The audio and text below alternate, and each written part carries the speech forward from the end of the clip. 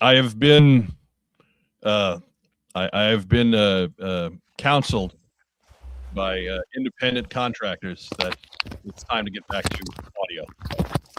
So much for the silent episode. Sorry for everybody who was confused. Was that a playbill? I think it's comic shop news. Oh, okay. Just checking. My many jaunts to the theater, I picked up a playbill or two. I figured. What news periodical is going to be around this apartment besides comic shop news? None. I mean, I know Rob's seen the musical for Planet of the Apes, 10, 12 times by now.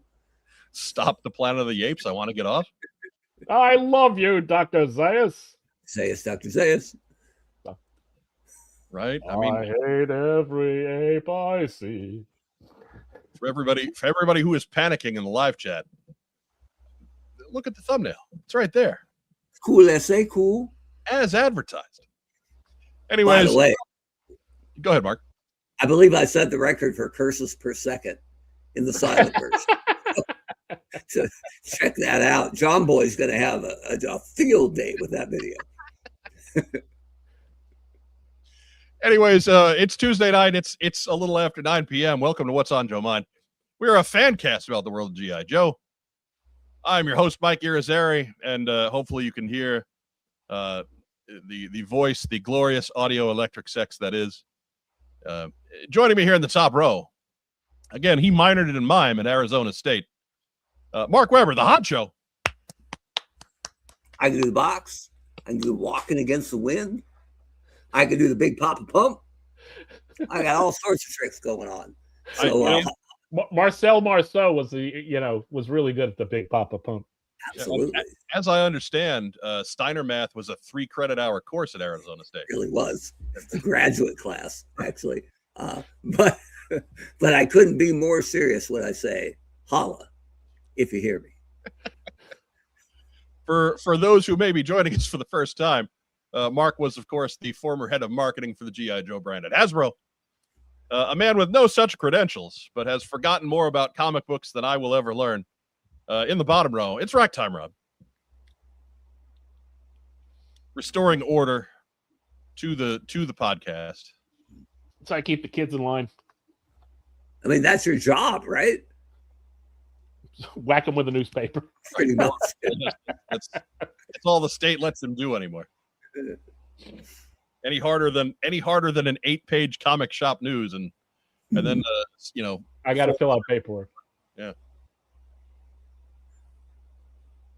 That's what we do. Yeah, figure 6-pack. He was a little panicky over there. So glad we got things straightened out just in time. You got to thank Racktime Rob for that one. Mm-hmm. He's the IT department. Question: will this silent episode have subtitles? No, it won't. No, it won't. It will not. Well, we're going to go with the YouTube subtitles, so you won't understand a damn thing that's on there. We did have a plot line you could follow, though. When I put together the shorts week after week, I'm always amused with the episodes where Joe Slepsky guest hosts, because the AI assistant on our editor does not know how to spell Slepsky. Does it know how to spell toilet-eel? You know what? I think the one time I had it try, it actually got it pretty close to right. Like, it was closer on toilet-eel than it was on Slepsky. I can't even spell that. Right. Well, I think it's just toilet apostrophe EEL. Toilet-eel? Toilet-eel, yes. I thought it was toy-lateel. No. That's French pronunciation. Yeah, no. I'm not sure why he has decided that his wife, his betrothed, his beloved, the most important person in his life, I don't know why he continues to use a toilet nickname with her. But that's whatever their love is. I'm not here really to judge. I'm just here to be confused by it. That's the best I can do. I apologize. But we're dealing with a new camera configuration up there.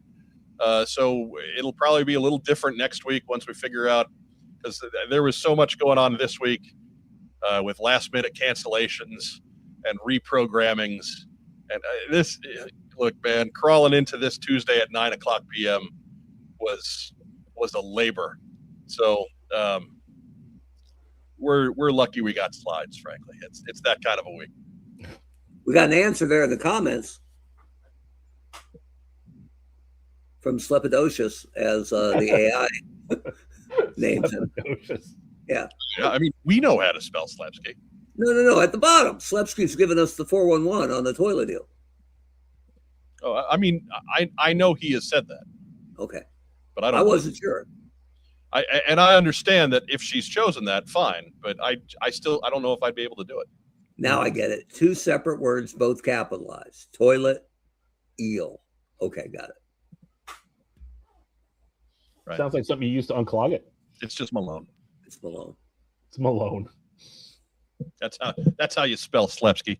M-A-L. How do you spell Slepsky? F-U. That's how you spell Slepsky. Oh man. From his perspective, I'm not starting a war. Right, man. You better not. We love Joe. Guy subs for us last week on short notice because Racktime Rob can't tell me he's got a school function until the day before. Come on. And you're out here calling him out. That's not what I meant. It's what it sounded like, but that's why you minored in mime. I'm not messing with anybody with a toilet eel on command. Well, not command, but standby. Right. And you get a plunger and a harpoon in places. In a bad spot. That's right. Bad spots. But we've wasted enough of America's time. Mm-hmm. And Lord knows they stuck with us through the entire Mama's Family mini marathon and then the silent episode. That's true. So we should probably get to the news.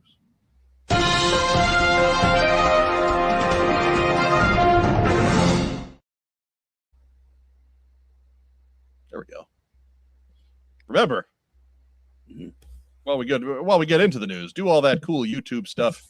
Be sure to like the video. Be sure to share us in your various social media circles, be that Reddit or YouTube or whatever.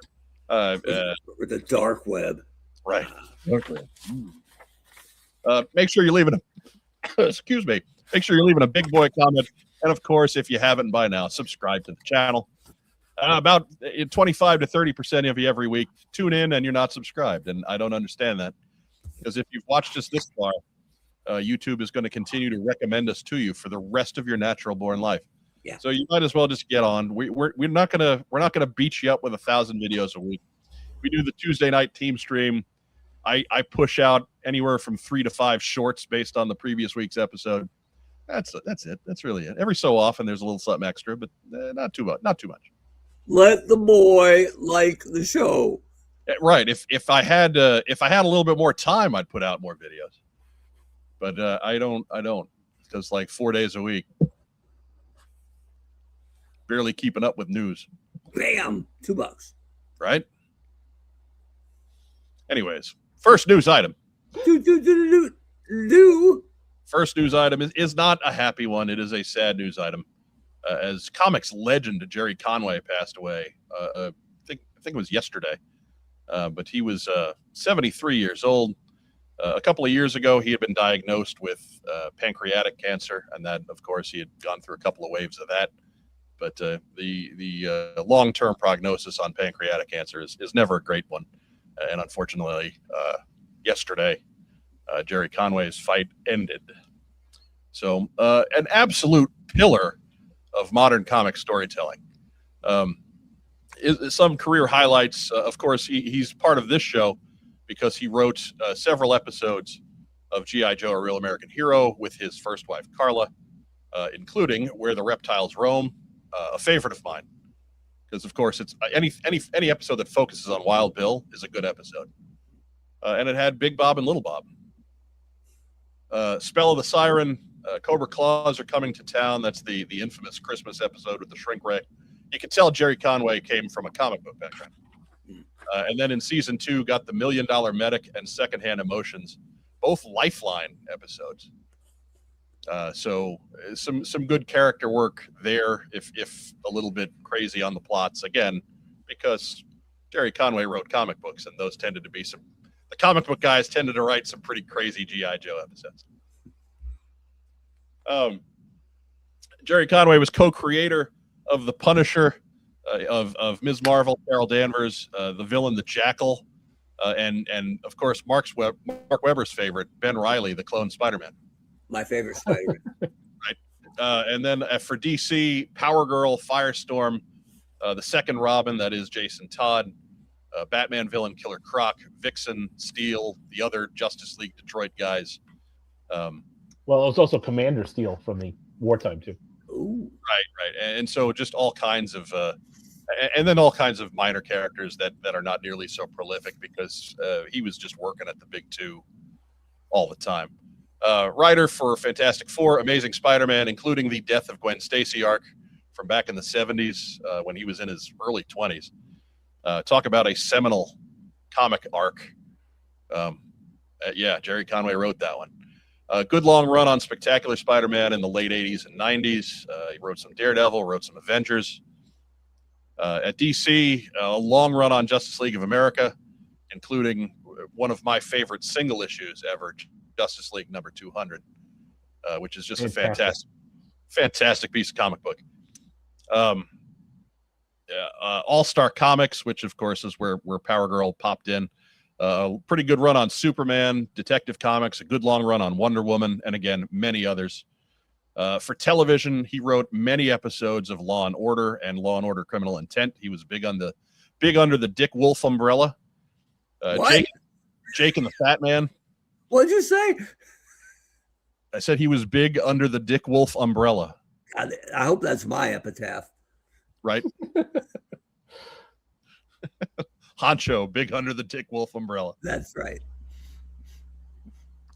Diagnosis Murder, Matlock, a couple episodes of the G1 Transformers series, a couple episodes of Batman the Animated Series, and of course the film Conan the Destroyer. So, and again, among many, many other episodes of many, many other shows. Did a lot of crime proceedings. So Ragtime Rob, as our comic guy, will turn to you first here.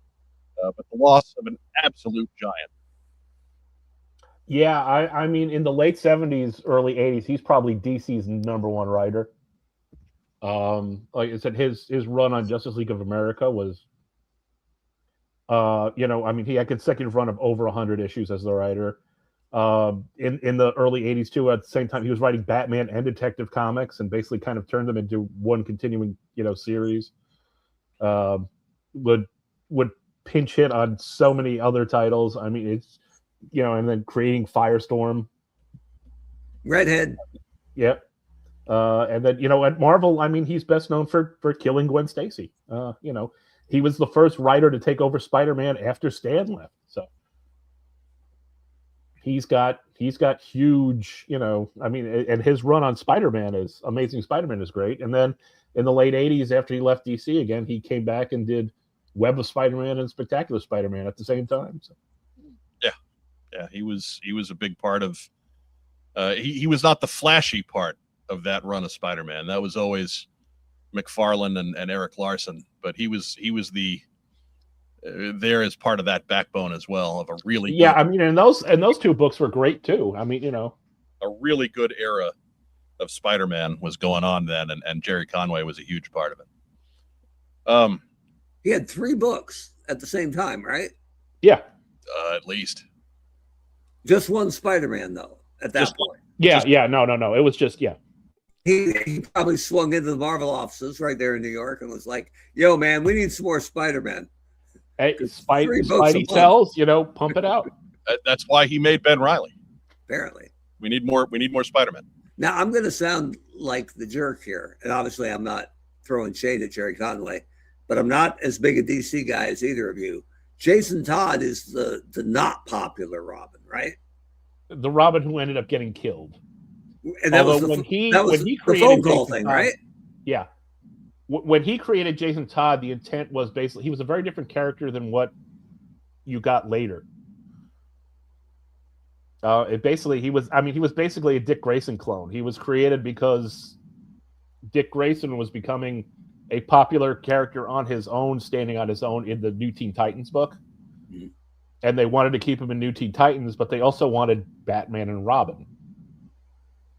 So they created Jason Todd to fill the Robin hole, the Robin role. And the what? Yeah, exactly. And Dick Grayson became Nightwing. Yeah, okay. I'm with it. Noah Manchild. Fans of the 80s Visionaries characters will appreciate that he did 4 of the 6 comic issues after the first 2 that adapted the cartoon pilot episode. That's pretty cool. Right. He did Thundercats too, I think, when they did that at the same time. Pre-crisis Jason Todd isn't much different from Dick Grayson. No, he's not. He's not. He is just the same. He's even, if anything, he's even more annoyingly chipper. Right? Like they really just dialed him back to being little kid Dick Grayson again. And that. Well, yeah, I mean, he was a 12-year-old kid. Right. Yeah. It was a big tonal shift when you're used to seeing, like we were the late 70s, early 80s were a big time for Dick Grayson as Robin in terms of establishing himself as his own character and maybe not always just being, well, gosh golly gee, Batman. And then no, he was off in college and yeah. Then suddenly we got gosh golly gee, Batman. So I'm kind of glad that they made Jason Todd kind of a punk post-crisis. And he became Red Hood, right? Yeah. Eventually, yes. Eventually, after a long break being dead. Right. Yeah. He was dead for a long time, and then they brought him back as the worst character in the DC universe. And Gwen Stacy came back as Spider-Gwen, right? After a long time being dead. No, that's a different universe. That is part of that is multiverse. Oh. Yeah. The real Gwen still dead. Greg Augustin, didn't Jason Todd boost the wheels off the Batmobile? Yes, he did. Post-crisis. That is his post-crisis origin, to differentiate it from his first origin, which was exactly the same as Dick Grayson's. And that's boosting the wheels on the Batmobile. That's the kid we like. That's the kid we want to hang out with. I hadn't thought about Jake and the Fat Man in 30 years, maybe. Who played Jake and the Fat Man? Well, I mean, the Fat Man was, of course, the immortal William Conrad. Okay. Who was, close to the end of his run. And no longer with us, right? He is no longer with us now. So not exactly the immortal, but... I mean, he'll always be. He'll always live on as the narrator of Rocky and Bullwinkle. Right. He was canon, man. Canon. Who is Jake? Joe Penny. Yeah, thank you. I don't know who Joe Penny is. The other guy in Riptide. Yeah, he is also no longer alive. So, all right. Well, I like ripping on dead people because they can't fight back. Right. But again, and I've come across totally irreverent, but this guy's body of work is ridiculous. Yeah, so it is. You can tell when Twitter and Facebook blow up, especially about a writer, because writers generally get less pub than a great artist or a great singer or who's a less seminal songwriter that died, right? Like if you don't perform, it doesn't get the same level of stardom. But man, this guy, what an absolute titan.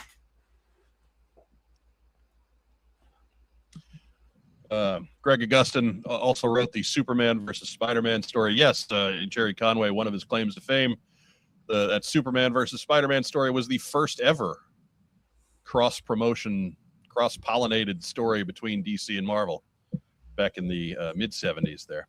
Did Spider-Man have kryptonite? I don't know. I've actually never read it. Well, if he didn't, he lost. I'm sure he did, right? Yeah. I believe for their little bit of fight, that they did have in there before they teamed up and kicked the ass of Lex Luthor and Dr. Octopus.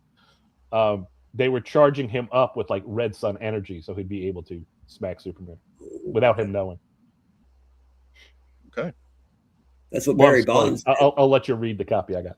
Barry Bonds did that too in the late 90s. Yeah. Strangely, Spidey didn't lose his neck though. He was just using linseed oil right. and various balms. And the power of Arizona State University coursing through his veins. Full motto, it's beer 30 somewhere. Do any of you watch Cobra Claws Are Coming to Town every Christmas? I do. I don't know if we get it every Christmas, but I get it in there. When I'm watching the show, it pops up. I'll watch it. It's. I'll be honest, not one of my favorite episodes. There's a line with the Sunbow series for me. Like, of course I enjoy them all because they were on when I was a kid, and I get those warm fuzzy memories. But the ones that were things are just super out of control, science-y, it's a Super Friends episode. Right. Yeah. The ones that come off, like if you subbed out the Joe team for the Super Friends and it still works, I don't like those as much. Well, and if you like Sunbow G.I. Joe episodes, you can catch them all on this new Hasbro channel that nobody gets. It's launched yet, Mark, so I think that is accurate. I'm trying to, well, it ain't going to change much. The Prophet Director, love that avatar. There were far worse characters than Red Hood in DC Comics. I don't really agree. There are worse characters, sure, but I don't think there are worse characters that they try to make into a that have been forced upon us. Right. So wait a minute. Upon. So DC quickly gave up on the 10-eyed man. He's the Umaga of the DC universe. Umaga was great, though. Oh, what was his best match? I mean, he was a wrecker. What was his best match? Look, man. Name one. And ultimately, that is the narrative there. Okay, I'll give you that he was not a particularly superior worker, but just the fact that he was this big, scary-looking guy who went in and mashed people in 5 minutes. You got to have those guys, man. Man, when he would rear back and hit that guy in the side of the throat with his thumb, he had some good matches with Cena. Chills. I'm not, clearly we're not all the AEW aficionados work rate monsters that you are, Mark. But yes, I'm a big AEW fan. I was just looking at that 6'5", heavily tattooed monster Samoan and going, wait a minute, he hits him with a hitchhiker thumb for his finish? It's the whole thing, man. It's why we got Solo Sikoa doing the same thing. Yeah, and the homage to a piece of crap is still an homage to a piece of crap. What a rotten finish. Dave McDonald, I thought that episode of Matlock where a giant bird saves Christmas seemed familiar. Yes. Yeah. Same guy, probably. Same guy. I think that was one of the Don Knotts episodes. But yeah, it was a sad day yesterday. Because again, you talk about a guy who's responsible for a lot of your youth. I mean, shoot, that run of Justice League of America, man, those were the comic books that you taught me how to read with. Like that's that time period. And that was only 10 years ago. Oh, just I mean 10 maybe. Since the pandemic. Anyhow. Oh, but yeah, Justice League of America 200. Fantastic. Right. Wait, it's a double-sized issue, but it's still more than that. It's still maybe one of the best single issues of any book. Full stop. And apparently one of his Sunbow episodes is where Shipwreck is swinging on the side of beef. It's the Cobra Claws. That's Cobra Claws is coming to town. Yeah. So I'm not going to play that here, even though it seems like that seems like giving it up, because that's a silly way to stop talking about a gentleman who gave us so much and died in an unpleasant way. So I'm not going to put that up here. But Joe on Joe podcast asks, Vibe is also Jerry Crate. Yes, he was. Yeah. All of the new characters from when the Justice League moved to Detroit, all of the new characters were Jerry Conway creations. Why would they move to Detroit? Vibe, long story. Vibe, Gypsy, Steel, and Vixen. And Vixen, who was not a new character but had been redesigned. Nah, I'm gonna call BS on that. Everyone knows Shaquille O'Neal created Steel. It's a different Steel. And Shaq Fu. Yeah, different Steel. Oh, okay. Different Steel. My bad. That was the third. Shaquille O'Neal Steel was the third DC hero to use that name. Yeah, this Steele was a ginger dude. Oh, whose grandfather was also a superhero known as Commander Steele during World War II. So that's the Steele that Jerry Conway was responsible for. And then to cut above the riffraff, Hugh Jackman became real Steele. Yeah. Right. Correct. Okay, I'm all caught up. Let's say that was based on an old Twilight Zone episode. Was I didn't know that. It was, yeah, with Lee Marvin, no less. Hugh Jackman was playing the Lee Marvin role. But he wasn't drunk and violent. He was violent. Dude, ripped as he gets, I'm still putting my money on Lee Marvin in that fight. Well, because Lee Marvin's got the added power of drunkenness. He's not going to feel it. So no, Lee Marvin in that episode of the Twilight Zone got his ass kicked in a thorough fashion. Yeah, but straight up with Hugh Jackman. See, I'm training Lee Marvin, and I'm locking him in a room with just water to drink for a week, and then I'm telling him open bar after the fight, and forget it. Wasn't that a gimmick match in TNA? I don't know. I'm not all caught up on my TNA or my Stardom or my AAA. Right, Josiah Alcor. No, Jackman ain't a Lee Marvin beast. No. Nowhere Man-Child reminding everybody Justice League 200 will be re-released as a facsimile edition soon. Isn't Lee Marvin sideways? And it's a tabloid. It's big. Isn't Lee Marvin sideways responsible for the SNL "Jane, you ignorant slut" line? I don't know. Believe it. All I know is he's responsible for Paint Your Wagon. So well, that's fair. Can we get back to Umaga sucking? No. All right, moving on. We are going to go to our next news item. But it's old news at this point because it ended right after last week's show. But the Skybound Kickstarter final tally $2,879,424. So congratulations to everybody involved there. It's a big time. That's a lot of books. Our longtime friend Diana Davis and our new friend Alex Antone, and everybody else who's part of this. Thank you. We look forward to receiving our lovely foil encrusted, I believe bulletproof. I think we got that unlocked. Nice. So yeah, no, good times. Isn't it scratch and sniff now too? Maybe I have to go look. I don't know what all got unlocked. Of course, smell like face camo paint. The stupidest thing that I can remember seeing online is that there were folks out there that called this campaign a failure because it did not eclipse the Transformers compendiums from last year in terms of amounts of dollars pledged. And I just want to remind any of you that if you have any people like that in your life, stop talking to them. Mm-hmm. If you watch those people on YouTube, stop watching them.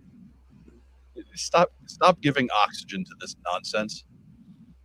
This is great. I mean, when you figure that these are books that most people just don't have, or they have gaps in, or anyway, I can't even with that sort of negativity. I'm looking forward to getting volumes 5 through 8 because I'm missing a lot of those books, and I don't have to go search all of them down now. I can start selling off the ones that I have, and that makes me happy. It makes me very happy. I imagine that'll make some of you very happy before we're all said and done. So, kudos to everybody at Skybound on another job well done and another campaign well run. And again, we'll touch back when we start getting updates and start seeing some books. Does Rob let comics go out of the house? Seems like he's been working pretty damn hard on filling it up.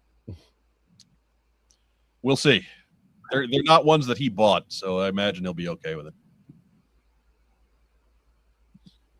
Stitch Young, I want to fail in this way. Yeah, right. We should all fail at $2.8 million. Right. I wish I could fail at almost 2.9 mil. If it failed any bigger, we'd call it Carl Pavano. We wouldn't want to do that to. I wouldn't want to do that to Carl Pavano. An a-hole. Right. It's one thing to go out and sign a big contract and then not pitch well, but it's something else to go out and sign a big contract and not pitch well and then be a dick about it. Yeah, be petulant. That was the part of it. That was the part of it that didn't sit right. And once he got out of there, he was like, man, being hurt's great. You get paid, you don't have to come to work. Right. I'm going to try this a couple more times. Yeah. Look, man, as somebody who didn't go to work a whole lot last month, he ain't wrong. No, not going to work's fabulous. Right. If there was one thing that went right about the sinus infection that wouldn't die, not really having anywhere to be was okay for a few weeks. It was all right. Since you've been missing a lot of work, Mike. I don't think I've been missing it, Bob. Hey, this is a good idea. You put some comics up on eBay, Rob will buy them and make you pay shipping. No, I'll give him the Slepsky just to annoy him. Oh, that's a good call. Send him off to Slepsky. If you make him a deal, make sure it's an extreme deal. Everything for $1. Extreme. But good job, Skybound. Next news item. What I before we go next news item, I'm remiss. I'm slacking in my duties.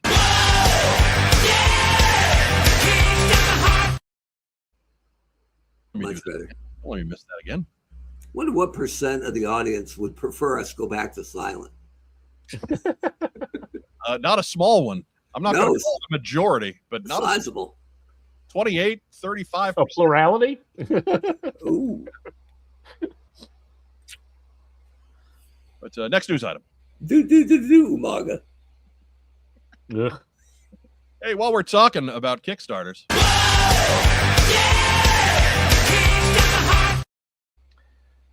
Our friend Jim Marshall wants to remind us that his campaign for Action Force International Heroes Guidebooks 1 and 2 is 100% funded and still open, accepting late pledges. Earlier today, they did pass a second stretch goal. Action Force Redux number 5 is available because they passed the 22,000 pound earmark. Oh, that's a lot. That's how much Umaga weighed. 22,000. Probably a little more than that at the end. Action Force Redo number 6 comes available at 32,000 pounds. So plenty of time. Jim did note to me that they are planning on keeping this open for a little bit because, frankly, publishing comics is a lot different than, say, putting out action figures. You got a much bigger window to run up to before you send things off to the printer. So if you missed out on this, or if you maybe want to look and see what's been unlocked since the campaign ended late last month, go ahead and head over there and check that out. Again, pledges still being accepted. It's funded. Pledge away, pledge with confidence. But it's still open and there for you. If you need to know more, head back to What's on Joe Mind 379. We did back on March 10th when this thing was still humming along, and we went into pretty good detail as far as what all is going to be available with your pledge monies from Jim Marshall and Blood from the Baron. I love that thumbnail. It's cracking wise on you.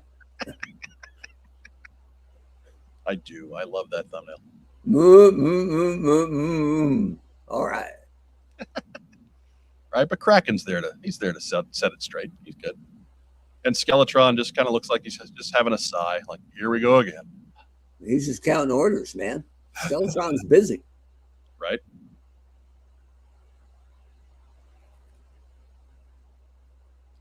Yorktown Joe says, I think Kickstarter almost did the Snake Eyes movie box office take. Too soon. Nah, it's never too soon. No. That Snake Eyes movie is great. And it's not just me that's saying it. Sports Illustrated is saying it. Bleacher Report saying it. Torpedo Mike says, getting paid to miss work. Are we talking to Edwin Diaz or Bobby Bonilla? Bobby Bonilla is retired. He's not getting paid to miss work. He's getting paid to not work. Yeah, that's what we call. Retired. Never forget Bobby Bonilla facing off whoever that reporter was and just going, "Make your move." Like, what are you doing, moron? Yeah. It would have been worth it for that reporter to knee him in the nuts, right? And put him in a headlock and just hold him down until Mets PR got him off. Right. And just be like, Bobby Bonilla just got his ass kicked by New York Newsday, third string beat reporter Billy, Jameson. He's from Newsday. Probably. Mets baseball. We raise them tough on the island. Yeah. Probably from the Post. Post had the best tagline ever. On top of the news and ahead of the times. That's slick. Salute. Right. Too bad it's connected to the Post. Yeah, but it was a good tagline. Yeah, it is. I mean, they're kind of like the TMZ of the actual, the journalism set. But that's all the Mets are trying to do is stay off the back page. Yeah, but you know what? The Post has the only functioning sports desk in the city. That's fair. Yeah. And the Yankees have the only functional baseball team in the city. Yeah. It's true. But I digress. Next news item. Eric Watts. Ooh. That's low. Come on now. At Hyatt Toys. Oh, no. Oh, yeah. And we knew this one would be great for the honcho because it does it lends itself to a familiar refrain, which we'll give him a moment to throw on in a moment. But Tiger Force Bazooka will be available in spring of 2027. Pre-orders are open now. Wherever you get your Hyatt toys from, they have them listed at $29.99 on the Hyatt website, so expect to pay a little bit more than that, thanks to duties and tariffs and things like that. Duties. He said duty. He said duty. Duties. Duty. Oy. But as you can see there, Bazooka's got the familiar battle stand. He's got his missile holding backpack with no straps to hold it on his back. He's got his launcher. He's got his helmet. I mean, it looks fine for what it is. It's Tiger Force Bazooka. It has never at any point set my world on fire, dating back to its inception in 1988 or whatever. So for what it is, it's fine. Mark Weber, your thoughts on Tiger Force Bazooka? I mean, people can probably guess, right? But there's a lot of different things working here. I really like the Hyatt Toys Exquisite line. I think I have almost all of them. I passed on Tiger Force somebody on the ways back. And if they go Cobra Law, no, never go full Cobra Law. But I wasn't ever a big Bazooka fan either because I didn't like the bright red football jersey running into combat. That was a little much. And I hated his little tiny bazooka. Right. One of the worst accessories ever. And that's all for weapon-wise. That's all he came with. So he was always a dud to me. But I like the white jersey better here than the red. And the Tiger Force stuff isn't ridiculous just on the pants alone. And that bazooka's pretty damn credible. Yeah. So there's a lot going right here. Now, I probably don't need it, particularly because if you twist that torso at all, for you articulation fans out there, that 14 is going to look like absolute dog shit. But I believe we're waiting to hear a catchphrase here, Mark. Say the words, Mark. Which one? Oh, no. Not that one. You already got that one. I don't even remember. You got to help me. You need help with brutal chest cut? Oh, well, yeah. But that kind of goes without saying. There's no bigger offender than a uniform number, right? Because there ain't no way to make that look good. So, yeah, here's where it doesn't work. But they photographed him appropriately, so you don't have to deal with the horror of him twisting at all for you articulation maniacs out there. It's a mixed bag. Most people probably thought this was a straight poop job, but he's got some things going for him. Yeah. Look, the Exquisite line, there have been very few just out and out duds, right? Like Tomax and Zaymon. Yeah. And Tiger Force Flint was before they really got a handle on doing human faces real well. But but they've mostly been okay. And again, it's Tiger Force bazooka, so whatever. But I'll actually go against your opinion of the original, Mark, because when I remember when I was a kid and I was reading the file card, I saw that his secondary specialty was a tank driver, and that immediately pinged for me. That's bazooka's home. Okay, Bazooka's going to drive stuff, and so I would always bring bazooka on missions, and he would drive the armadillo or something like that. So I always had a home for bazooka, despite not ever especially liking bazooka. right. So, anyways, That same file card though said even dim old bazooka was like, wait a minute, this doesn't even make sense. right. Why am I driving a tank? You know, a third grader can put down with a week of training and a $200 missile launcher. I understand, but at the same time, I had more stuff than I had stuff with drivers, and he was a driver. So that's fair. That was what way it was for me, man. Break a thumb, you're driving something. Break both thumbs, you're shooting the flak. Welcome to flak duty. The flak is like scout team, right? Like if you get demoted to flak duty, you forget it, man. I mean, whirlwind duty is at least acceptable. Yeah, or the ram. I remember I had one guy, I forget who it was, where his thumb was intact, but all of the fingers broke. So he had a nub with a thumb, and he got the ram cycle all the time, right? Because you couldn't even tell if he's driving the ram. My original Cobra officer went that way. The fingers came, so he was pretty well nonstop manning the turret and the hiss. There you go. That was his gig. You only need one hand to fire the hiss turret.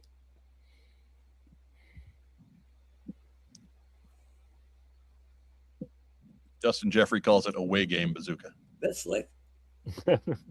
Here's some interesting Joe history. So when I first got to the Joe line, they had Dusty and Bazooka coming out as a 2-pack, right? And so they were just showing me photos of what was coming up. And this was the designer I worked with he was in LA. And he was showing me the images. And he popped them up, and they were, Tiger Force. I'm not going to complain. It's already done anyway, right? There's nothing I could really do about it. All but announced. And he was showing it to me. He showed me the Tiger Force guys. And I go, isn't the club doing a Tiger Force bazooka? Or I forget which. One of them. That year. Like they'd already shown photos of it. And he was like, let me check on that. And then within the week, we had pictures of them in this weird blue outfit. And it was like, it made no sense because we took Cobra's main color and just flipped them to blue. But it was because they had lost track of what they'd already approved for the club to do. And they were going to release the same damn figure in a 2-pack. So they had to pivot quick and come. And I would have Night Forced them. That would have been cool. Night Force Dusty, Night Force Bazooka. But they went with blue, and we rolled with it. So there you go, behind the scenes. I remember Road Jersey Bazooka. It's 1970s road uniform, playing for the Royals. Yeah, people called him Carolina Panther Bazooka for a while. That's cool.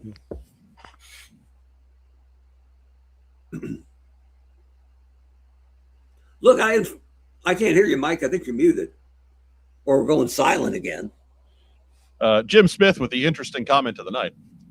My brother-in-law was hit by a car at 12. He has the same nub and a thumb as Mark's figure. Then he can drive that Ram motorcycle. There you go. Get him on the Ram. I'm tickled. I'm tickled that I informed Phil Donnelly about something.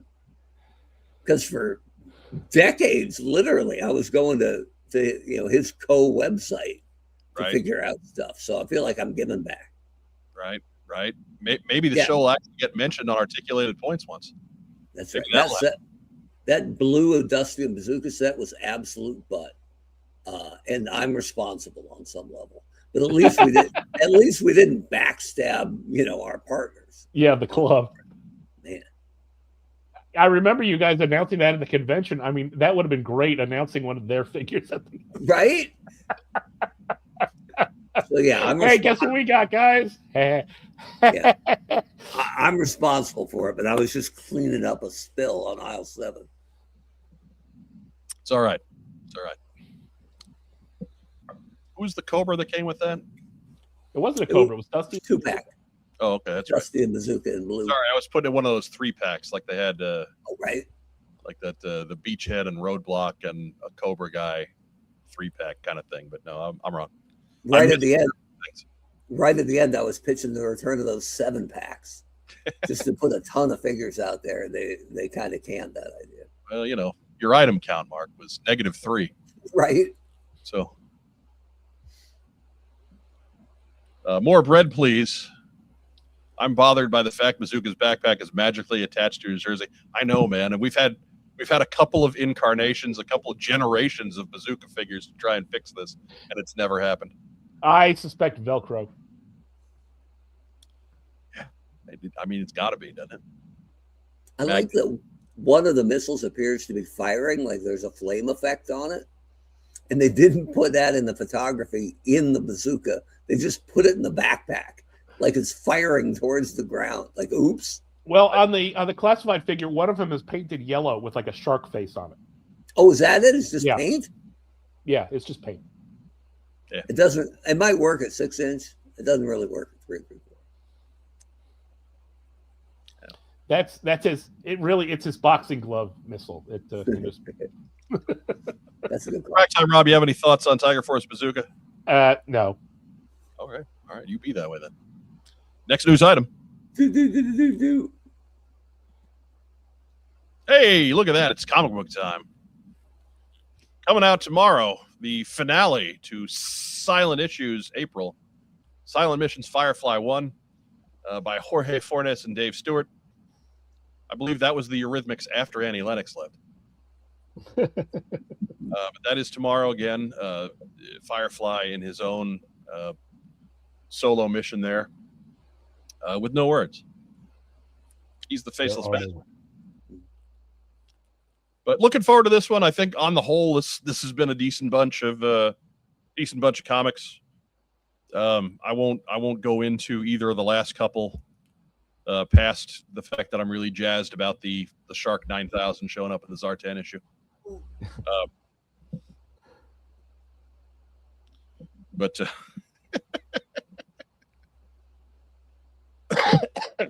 I like it when the stuff that we've all kind of retconned out of the popular continuity pops up. I dig that sort of thing. All I need now is G2 Megatron, and we're set.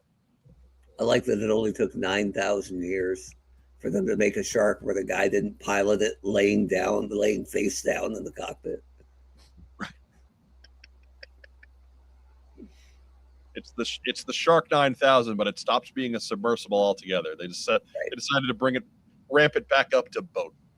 So wait a minute, the pilot goes face down, and they're like, yeah, and it's a submarine? Well, no, but it flies too. Oh, that's good. That's what I want. Is a blind ass pilot doing circles. Well, we'll put a little monitor in there. Oh, well, that makes it better. Yeah, okay. That makes sense. It all works now. Yeah. He's got TV. It didn't work out. Giant glass canopy to look out, but no, monitor. Deep Six, come in. You ready for the bombing run? Deep Six. Oh, I'm sorry. I was watching Jake and the Fat Man. This is the one where the Fat Man polishes off a full 6 count of crullers.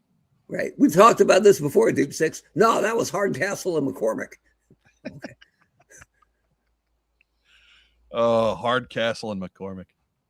At one point, our grandfather's favorite television show. Dude, there's one line, my brother found the clip for it, where some high stakes poker game gets run down by the bad guys. And on the way out, they're screaming at guys, head down, give me your wallets. Nobody looked at it. And on the way out, a guy in a ski mask just sticks his hand into a bowl of dip and pulls it out of his mouth. And the last thing he says before they escape is, and the dip stinks. I'm like, that's awesome. They ransacked the place, stole all their money, and then harassed them as bad hosts. Right. I mean, that's why our grandfather loved it so. The dip stinks. My brother sent me that clip, and it's one of those bits. There was a commercial they used to run, I think during wrestling, that said, "Now you can be ninja." And they had a guy creeping around in a black gi. And they said, learn escape techniques, scale any wall, and learn to disappear. And there's this ninja, a guy in a black gi and a balaclava in a room with a potted fern. And he jumps into the air and they turn the lights off. And when they turn the lights off, they say, you can disappear, click, into the shadows. And I'm like, wait a minute. That fern just disappeared into the shadows. It was so good. My brother Mike found that clip too. That's why he's my hero. Master the light switch, so you too can disappear into the shadows. Doug hard master, soft master, light switch master. Right. Doug Dello never felt the need to watch Hardcastle and McCormick. Well, I mean, that's your loss, man. Yeah, you missed the dip stinking. Right? Some terrible dip going on in that show. I'll find that clip and send it along. It's pretty good. The show was pretty trash, but that's one of the reasons. That's one of the reasons why we popped so hard, right? Right. It's like, we're watching our Castle McCormick. The dip stinks. Oh man. But I mean, it was the 80s, man. It was anything that was remotely close to that buddy cop dynamic. We were in. Yeah. Yep. There's no escaping it. Justin Jeffrey says the only memory of watching TV at my grandparents was Mutual of Omaha's Wild Kingdom and bull riding. Wow. maybe both at the same time. Ooh, now we're talking. Mutual of bull riding. Lorne Green was notoriously tough to shake. They called him 12 Seconds Lorne. Right. That wasn't because of the bull riding, though. Oh. I mean, it was the Lorne Green legend speaks for itself. He was commander of damn.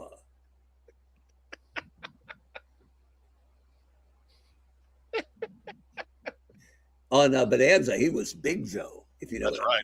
Yeah. He was the biggest Joe. Yeah. He was Hoss. Remember, 3 sons from 3 different wives. Is that true? Yes. Yeah. Wow. Yes, he is the Black Widower. Well, that's right. All the girls died on Bonanza, right? Yeah. That's right. Including Maki. Bless her soul.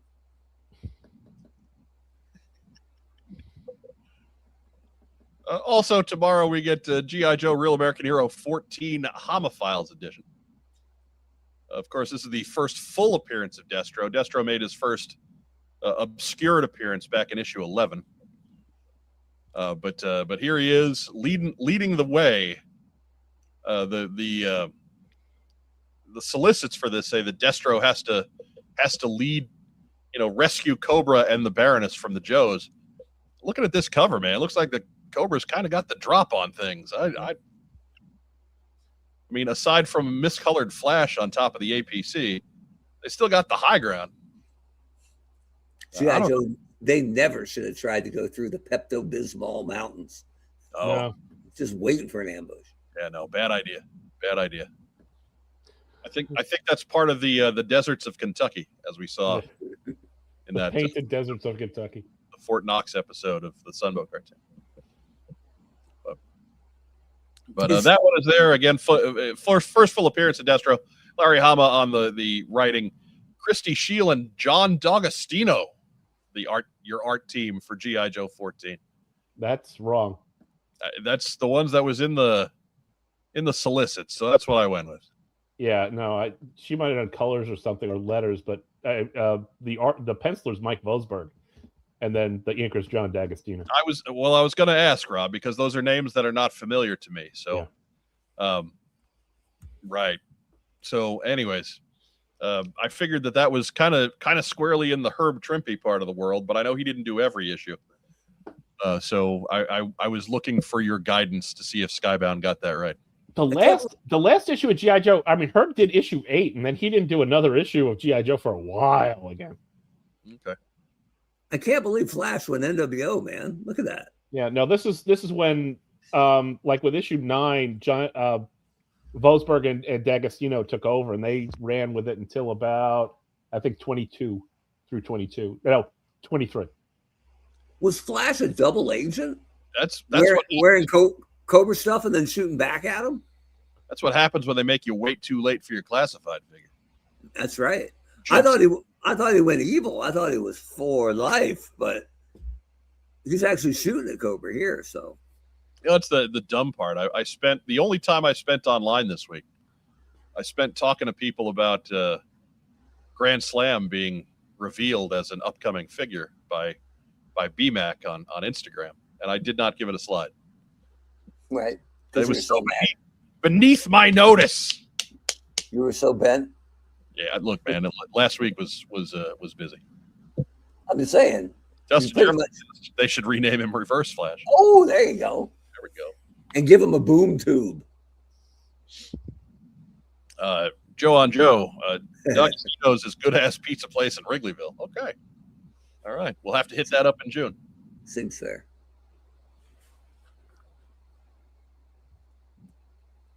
Wasn't that a grocery store chain in the city? D'Agostino's? I think it was. I think it's now called King's Supers. Yeah. I'm sure they were bought out by somebody. Yeah. And then bought out by somebody else. Yeah. Mm-hmm. But the Skybound calendar. Look at that. Whoa! Look at that logo. Bam. That logo really pops. Boom. We ain't a lot more than last week. We ain't messing around anymore. But you see right there, G.I. Joe Real American Hero 14, Silent Missions Firefly 1. That is both tomorrow. May 6th, no Joe books per se, but there is a Joe story in the Energon Universe special for 2026. Transformers Trade Paperback Volume 5 is also next week if you're collecting those. And then on May 13, Real American Hero 328, G.I. Joe Trade Paperback Volume 5, Transformers 32. I mean, here's my reckless hot take. This is probably the best calendar we've ever had because we have the Skybound logo and there's no Void Rivals on it anywhere.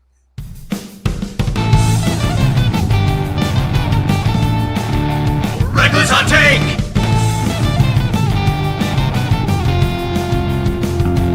Reckless hot take!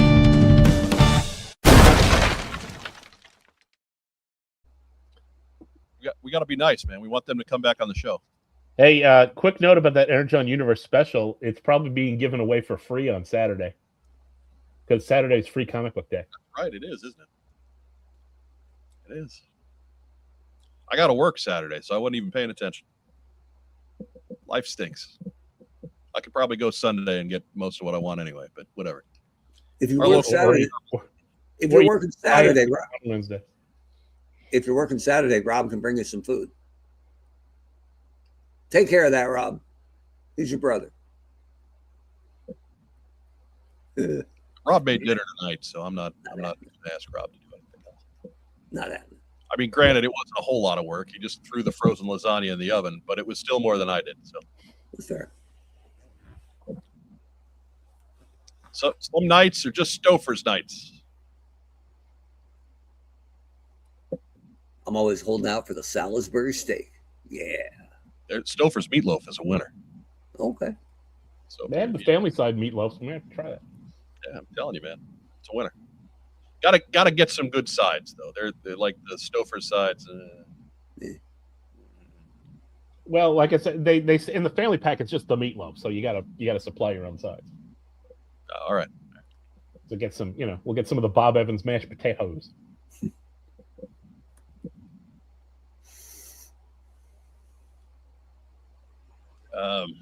Job along in Toy City. Answering Rob's question. Yeah, Augustino is still a New York City grocer. I didn't even know what city you were talking about. So you just said the city. Okay. The city. Come on. Yeah, that one. Yeah. The city. But,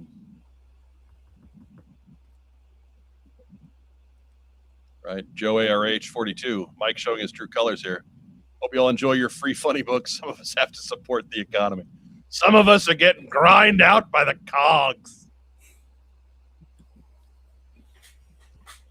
Anyways. Some of y'all just dropped $300 or $600 on compendiums. You could use a few free comic books. Yeah. Never look, man. I'm never going to say no to a free anything at this point. Mm-hmm. I'm getting old that way. I got a free Eric Watts T-shirt for you. I'm going to clip some coupons. Coupons.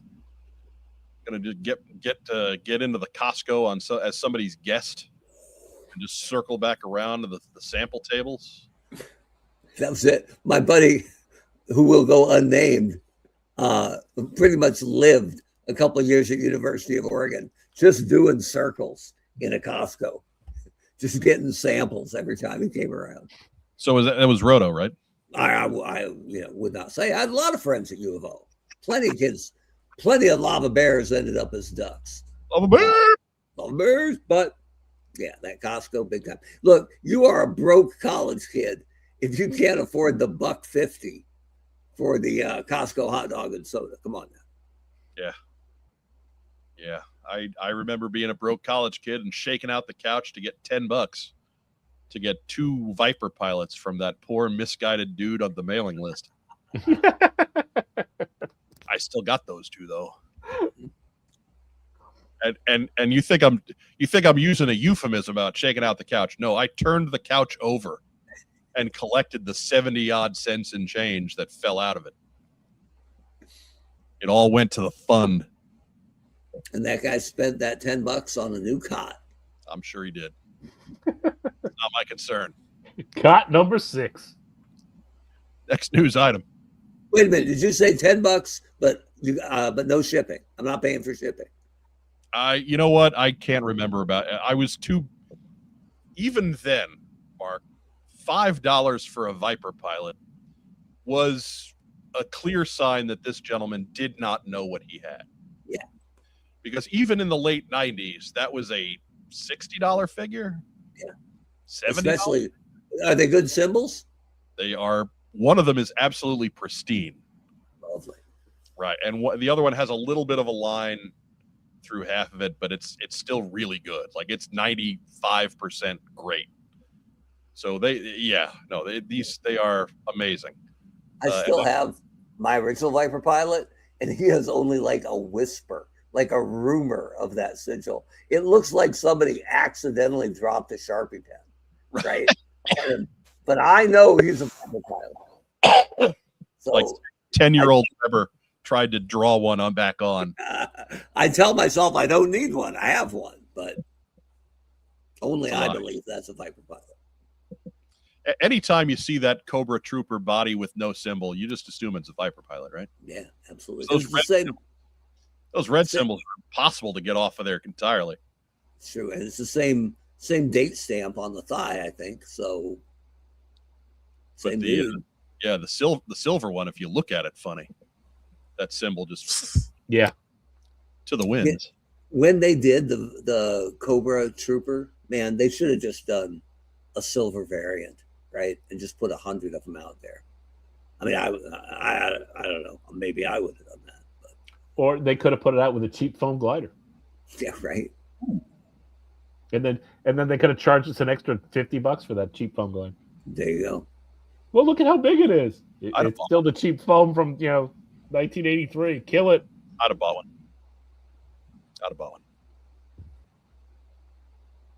Yeah, me too. I would have made it like a 3-pack, 3 gliders in one, just because it's a big box, right? And they would have been there in urban camo. Ooh, I like it. And Viper, bazooka.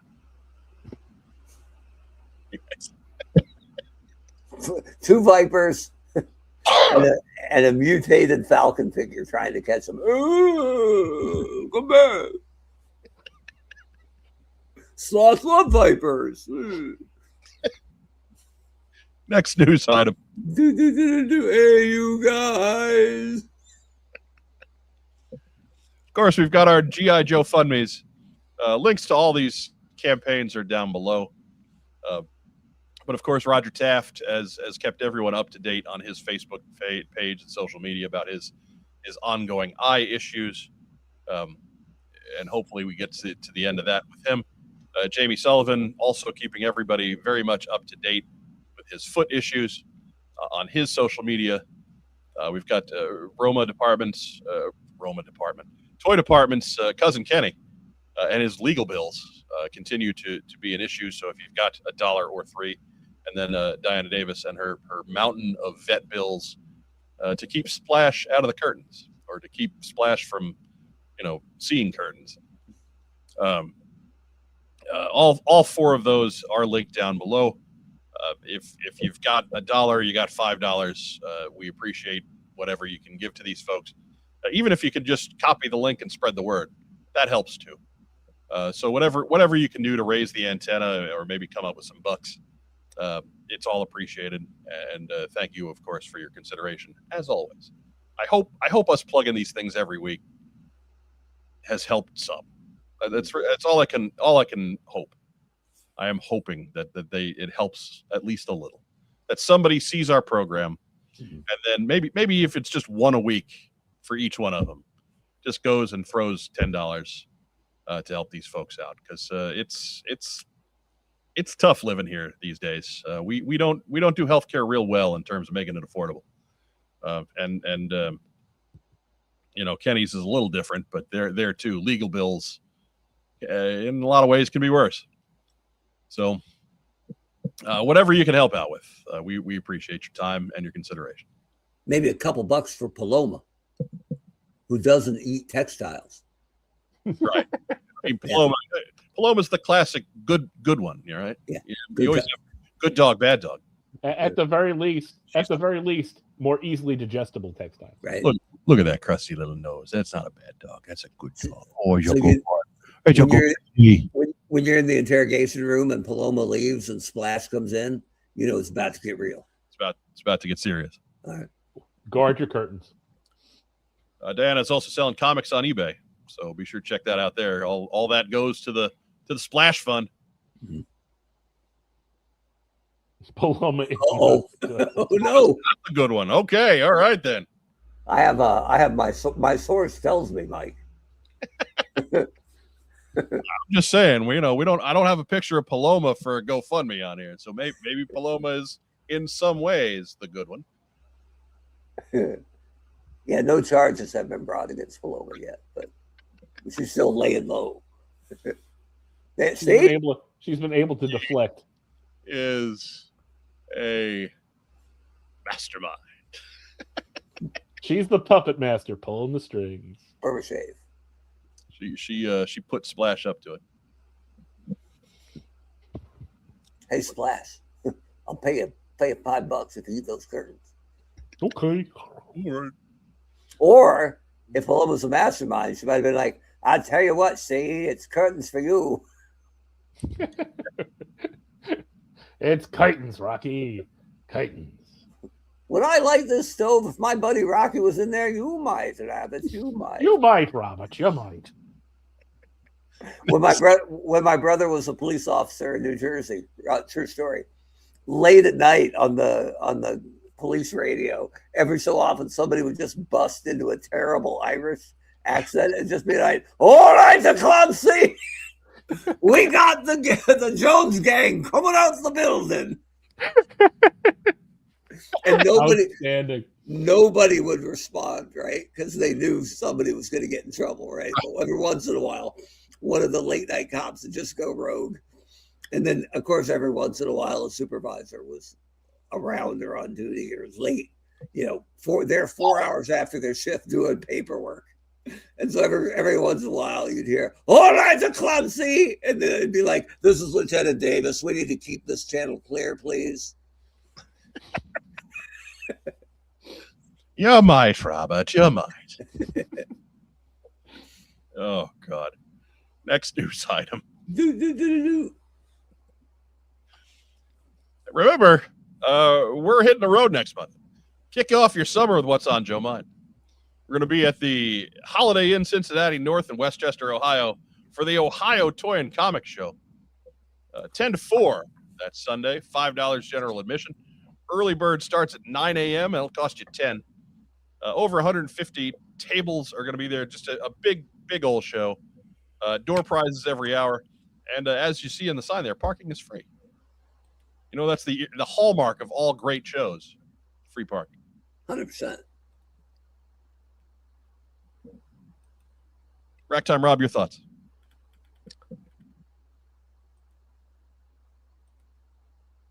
Sorry, I was stuck in police squad mode for a second. All right, good.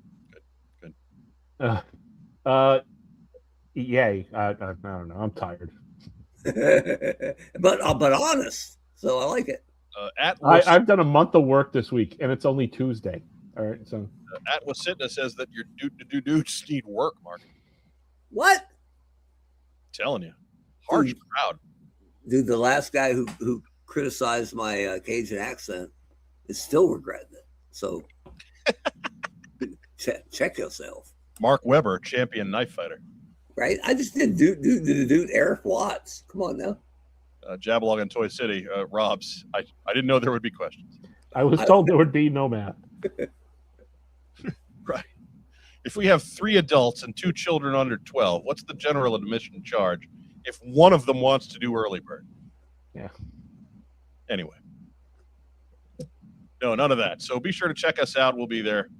I'm not sure where on the floor. We haven't gotten that kind of detail yet, but fill us in. I don't know if it's that kind of. I don't know if it's an artist alley kind of show. I think we might just be there, lost amongst the toy retailers, with our one little table with our sign, with these mountainous, wire structures with all kinds of pegs just surrounding us. It's like the Filmation Ghostbusters house, just in the middle of all the skyscrapers. Is that the real Ghostbusters? With No, the Filmation ones. Okay. The ones with Larry Storch. Oh. They're the table with the cake, right? That's what I heard. I think so. Yeah. Let's hope, man. I hope. But quick shout out to the Gunny and Gene. Jay checked in at the beginning of the show, said they were sick. So big thoughts to them.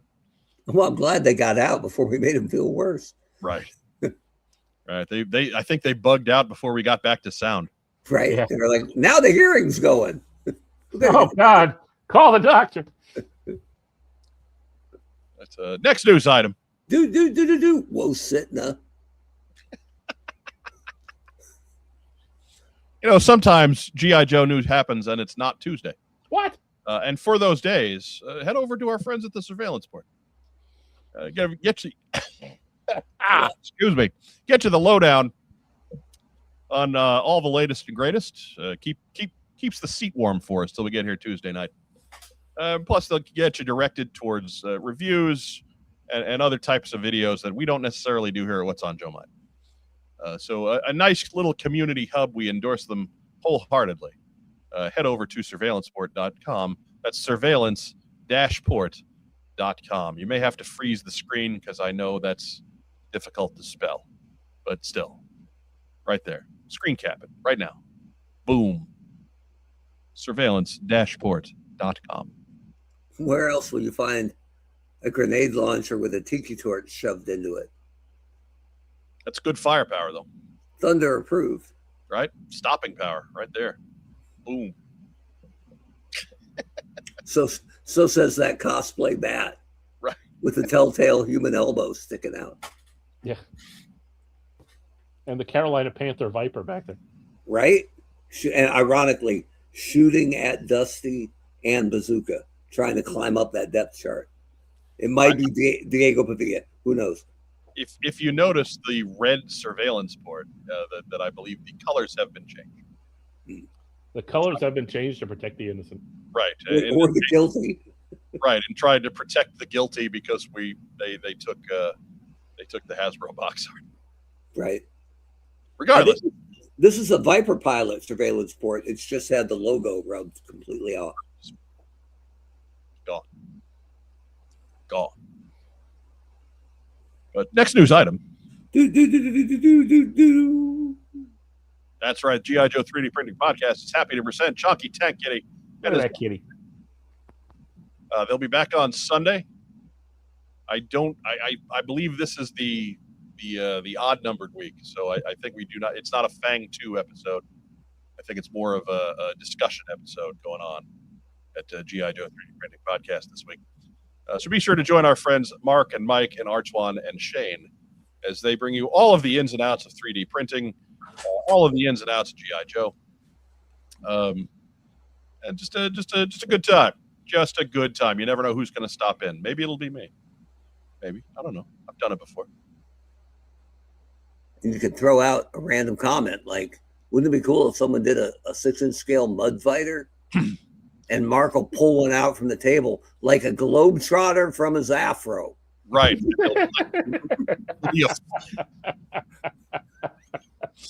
It'll be a 4-seater. Yeah. Right. With a gun, with a turret, with a seat in the turret for a fifth. It's because that's what he does. That's what he does. Didn't Globetrotter pull a surfboard out of his hair once on the Scooby-Doo? Oh, that wasn't Scooby-Doo.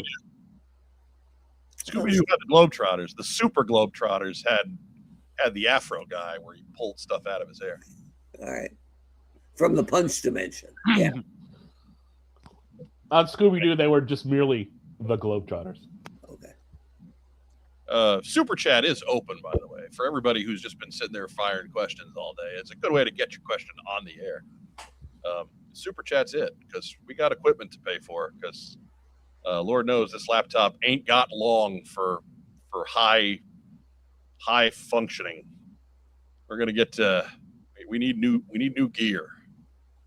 Josiah Alcorn led off with a $2 super chat. He says super chat working, and we can confirm. Yes, it is. There it is. All right, I missed that. I apologize. So Josiah Alcorn, there it is, $2. Thank you so much. Josiah Alcorn wants us $2. $2. That's why he is in the closing credits. He is a monthly subscriber anyway, but he is there as the super chatter. So that's it. That's the news.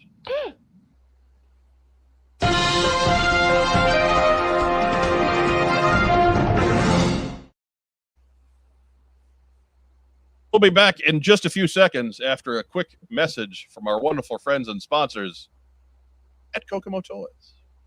We buy, sell, and trade vintage and modern toys. G.I. Joe, Star Wars, Transformers, Marvel, DC, and more. Located in beautiful downtown Kokomo, Indiana, we are open every Wednesday through Saturday from 12 to 5. It's a theme park of nostalgia. Join the thousands of people who have traveled from all over the Midwest for over a decade to buy and sell with us. Get your geek on. Uh-oh. What is that? Is that a foot? No. It's Joe Colton's toe. Trying to get everything situated here. Trying to be the right height for the first time all episode.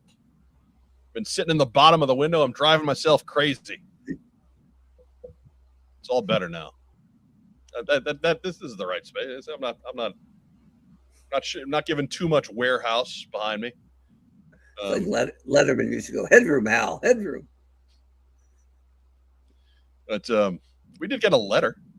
So real quick, let's get into the post sock for a second. Hey guys, remember when in the intro of Shooter in the Energon universe in G.I. Joe number 12, it showed she and her father were Olympic medalists?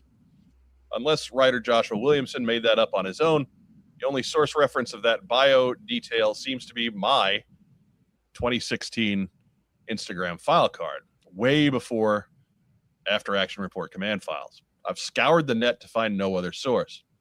I did not make up that Olympic part myself, so I'm wondering if, since he was instrumental in immortalizing her in plastic, Mark would recall if it was published somewhere else first, like on Hasbro's site, retailer marketing copy, Collectors Club article, or some notes that Larry Hama floated him. Thanks, author in residence, Greg Augustin.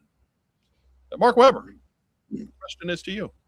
I'd never heard of an Olympic background for Shooter.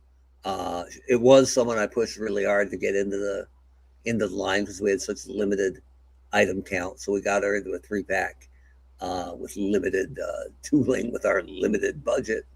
And I just leaned mainly on that DDP comic for what it talks about. For the one thing that was important was from Larry was that it was based on, the character was based on a real retired military gal he knew named Jody Craig. So I had to make sure to get the name right, Jody Craig. And so I didn't lean on Larry for stuff very often. I just didn't want to bother him. Not that sounded bad, right? When the first thing when I got on the brand, Larry had said in a comic, somebody sent a letter that said, "How come you draw the Joes like they looked in the '80s?" And he said, responded in the letters page, "I draw what I know. Hasbro hasn't sent me any product in ages." And I thought that was rotten. It doesn't cost Hasbro anything to send a regular box of product, right? So that was one of the things I got changed right away. Send him one of everything we've got on hand. And moving forward, I want one of everything. Give it to me, and I'll send it to Larry. And he would send back sketches, which was phenomenal. And I dug. But when I gave him his stuff that included the shooter figure, he said, "Hey, I have a small ask." And I said, "What can we do for you, Larry? You're the OG." And he said, "Could I get a few more?" And I said, "Yeah, of something in particular?" He said, "Of the shooter 3-pack." I said, "Sure, we can make that work. How many do you need?" He said, "I need 6 more." It's a bit of a deep cut. 6. Okay, so 7 total. And he said, "Yeah, Jody has 6 kids who are all active duty military. And he wanted them all to have a 3-pack of their mom as a GI Joe trooper." Right. And I thought that was awesome. So yeah, we had to dig a little bit. 6 is kind of a deep cut when it's already come out, but we managed to find some engineering samples and stuff that were representative of what was on the market. I think we actually bought a couple from stores to make sure we could fill that request, because it's Larry, right? Come on. Right. You got to help him. You got to help out Larry. But I didn't, to be clear, I didn't write the file cards when I was at Hasbro. I loved writing file cards, but I only got to do that a very few times because we had professional writers at Hasbro. So I would approve their copy and once in a while offer a suggestion if something was inaccurate. But that was someone's full-time job. And we had a really good writer, Annie Martell, at the time. She's the one that made Night Fox from Bend, Oregon, which I thought was pretty cool because he hadn't had a hometown before that. So anyway, I didn't do the Olympic thing. I'm not sure who came up with that. There's nothing wrong with it. It's not contradicting anything. But unless that was actually accurate for the real Jody Craig, Larry didn't come up with that either. So from Bend, Oregon. So Night Fox, you're saying, like reggae. It's an old story, and I'll keep it short. But she had put him. I had mentioned some of the states that didn't have many Joes from them as suggestions for his hometown, and except Delaware, which had no Joes at the time. And Daryl wanted to keep it that way as a potential future storytelling device.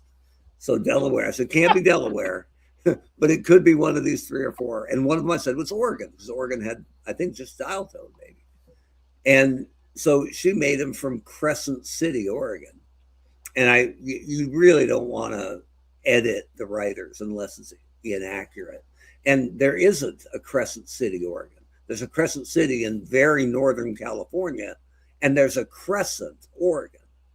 And so I wrote Annie back and said, "Hey, Annie, love the new batch file cards. One thing on Night Fox's file card, there isn't a Crescent City, Oregon. There's a Crescent City, California, or there's a Crescent, Oregon, and there are a lot of Joes from California. So if you could make that one, I didn't tell her which way to go. If you could make that one tweak, everything else is good to go." And she sent it back, and the text in the email said, "I updated Night Fox's file card. I think you'll like it." And I opened it up, and she made him from Bend, Oregon, which is amazing because his name is like Alejandro Rodriguez. And Bend, Oregon, back in my day, was one of the least ethnically diverse towns in the entire universe. So an Alejandro Rodriguez from Bend, Oregon, bit of a stretch, but that's why he's exceptional, man. He's a GI Joe. But hey, you're all Lava Bears. Lava Bears, baby. No way he went to Mountain View. Bunch of losers at Mountain View. Mountain View. Man. After I left, they made 2 more high schools to try to compete with the majesty that is Bend High. But Caldera, come on. Summit, please. Lava Bears, baby. Lava Bears. 80s Joes. Yo, Joe, fellas. Thanks for this podcast, the work you put into it. I'm a Hoosier living in Seattle. Ooh. I'm not sure which side of that I'm sorry for. Pacific Northwest, baby. I guess he's kind of bringing all the elements of our, or I don't know, maybe I don't know. I've always resisted the term Hoosier, but thank you, $4.99 on the super chat there. Joe on Joe Pod, happy 15th anniversary. I look forward to listening to my first episode one day. He doesn't even listen to the ones he's on. No. I mean, you've heard him. Clearly, he's not. But he's out of time to do that in April. We're moving into a new month. It's gonna be May. That's too creepy. I knew I'd get it in there somewhere. Knew we'd make it work somehow. And then it'll go dormant for a year. Right. Look, man, we don't need to kill it. It's a recurring gag. That joke falls flat in July. It does. Because it is going to be May, but not for a while. Not for a bit. Doug Dello throwing $10 super sticker out there. I don't know what that means. This is how it's in the box. So it's better than a regular sticker, right? I'm not sure. Eyes. I've never purchased a super sticker on anybody else's chat, so I don't know quite how that works. I apologize if something more should be happening. You can only beat it with kryptonite. It's a super sticker. Torpedo Mike says, geez, 15, the What's on Joe Mind mailroom must be swamped with college pamphlets. Yeah, that and driving schools. Oof.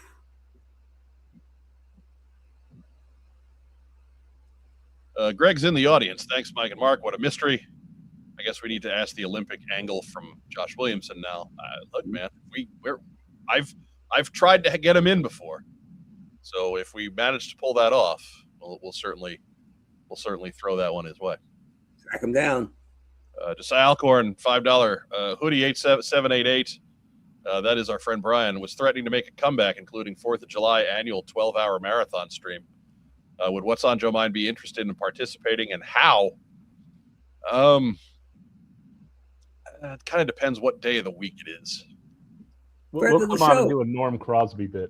We'll come on, but only an hour 11. Because I want to see him bleary-eyed and angry.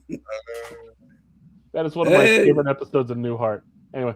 He'll have the bow tie undone like Jerry Lewis at the end of the telethon. And we'll have to lure him off. We'll have to lure him off screen by singing "Old Man River." It'll be great.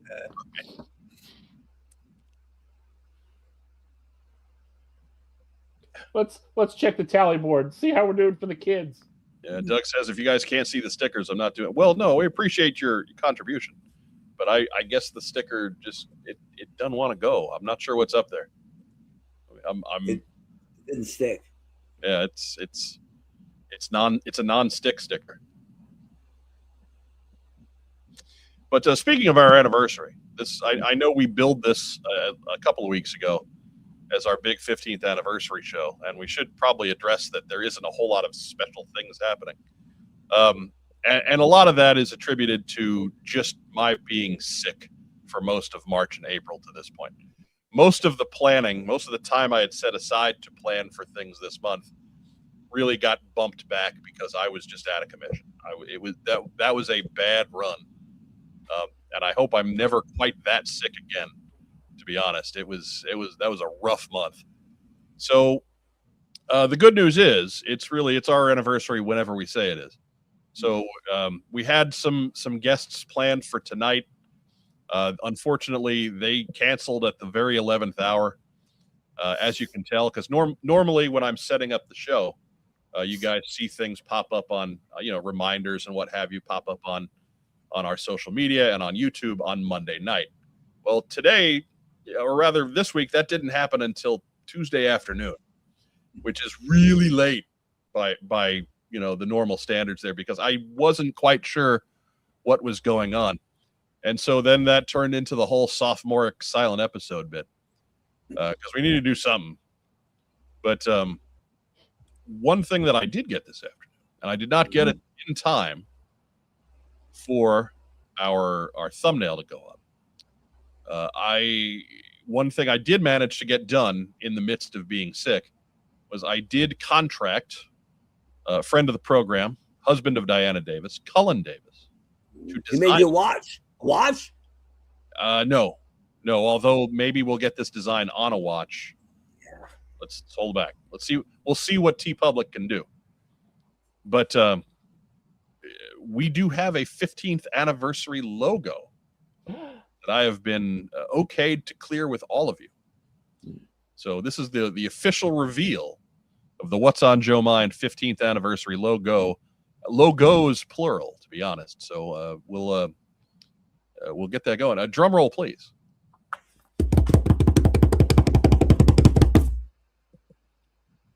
Ooh. There it is. And in all of its gold metallic glory. Ooh, look at that. The 15th anniversary flight badge for What's on Joe Mind. Nice. And if you prefer, because I will be using both, I think we're going to make both of these available as t-shirts.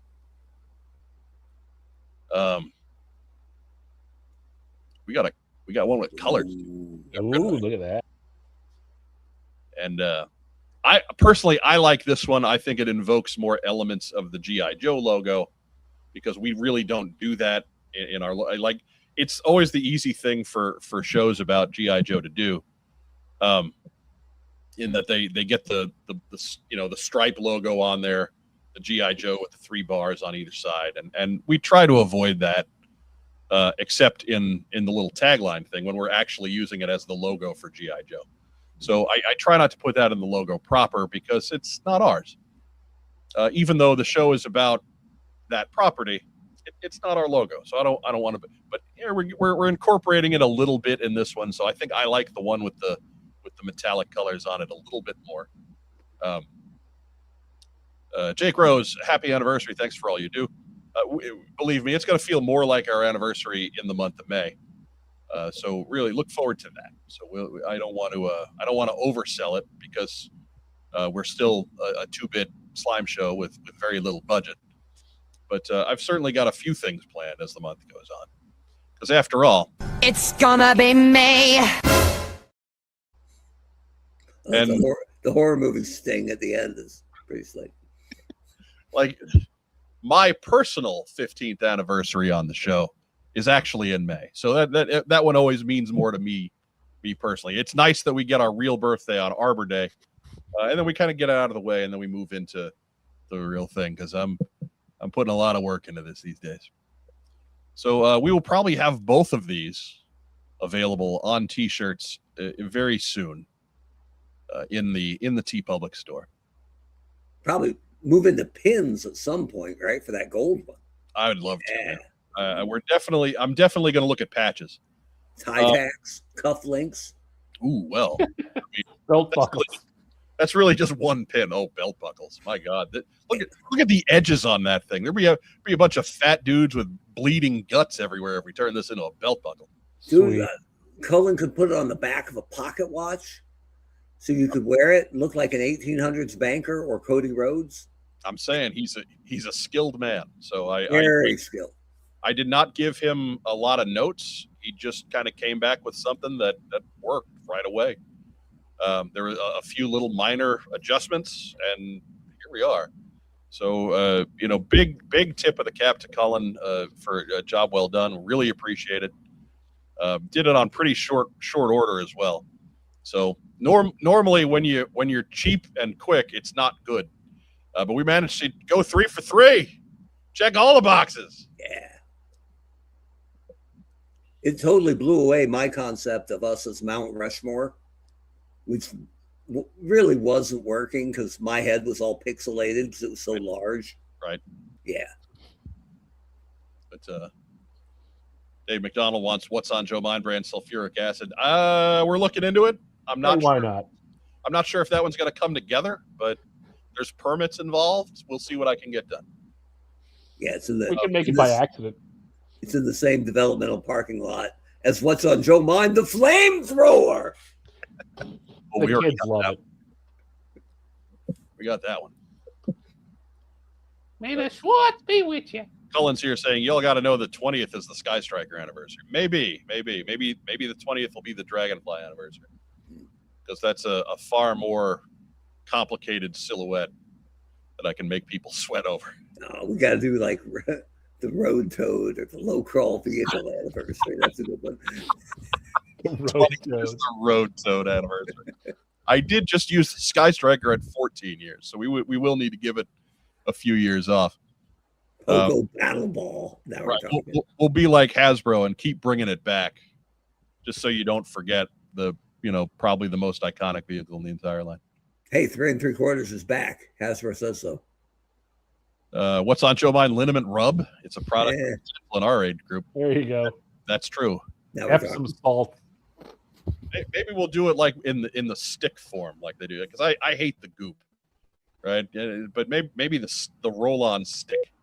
Maybe we'll get that one done. It's easier to just buy a bunch of those and throw our logo stickers on top of it. Get a bunch of icy hot. Oh, I love the menthol. Yeah. Nowhere Manchild, did I miss the Coastal anniversary? Yeah, that was back at 7. Pretty good. Or some of those like It was in 2002. box mode. No, we need some of those 2003 vehicles that all look like bricks with wheels. Right. But some of them came with a sound attack peg too. Right. That thing that had grunt, and then there was the nameless dude in the little sled underneath, So who bad. was half the width that he needed to be, and frankly, I worried about him. It was so bad.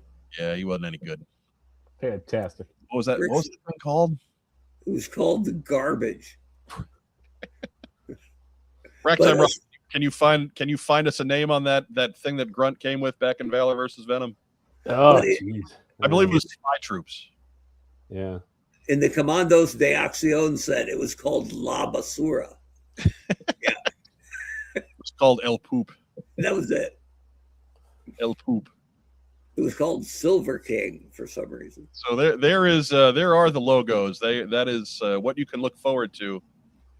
As soon as I get sale dates for the month of May, I will put those in the shop, because I'm not going to put a logo that people are looking forward to in the shop and then sell it only at full price. We want you to save that 35%.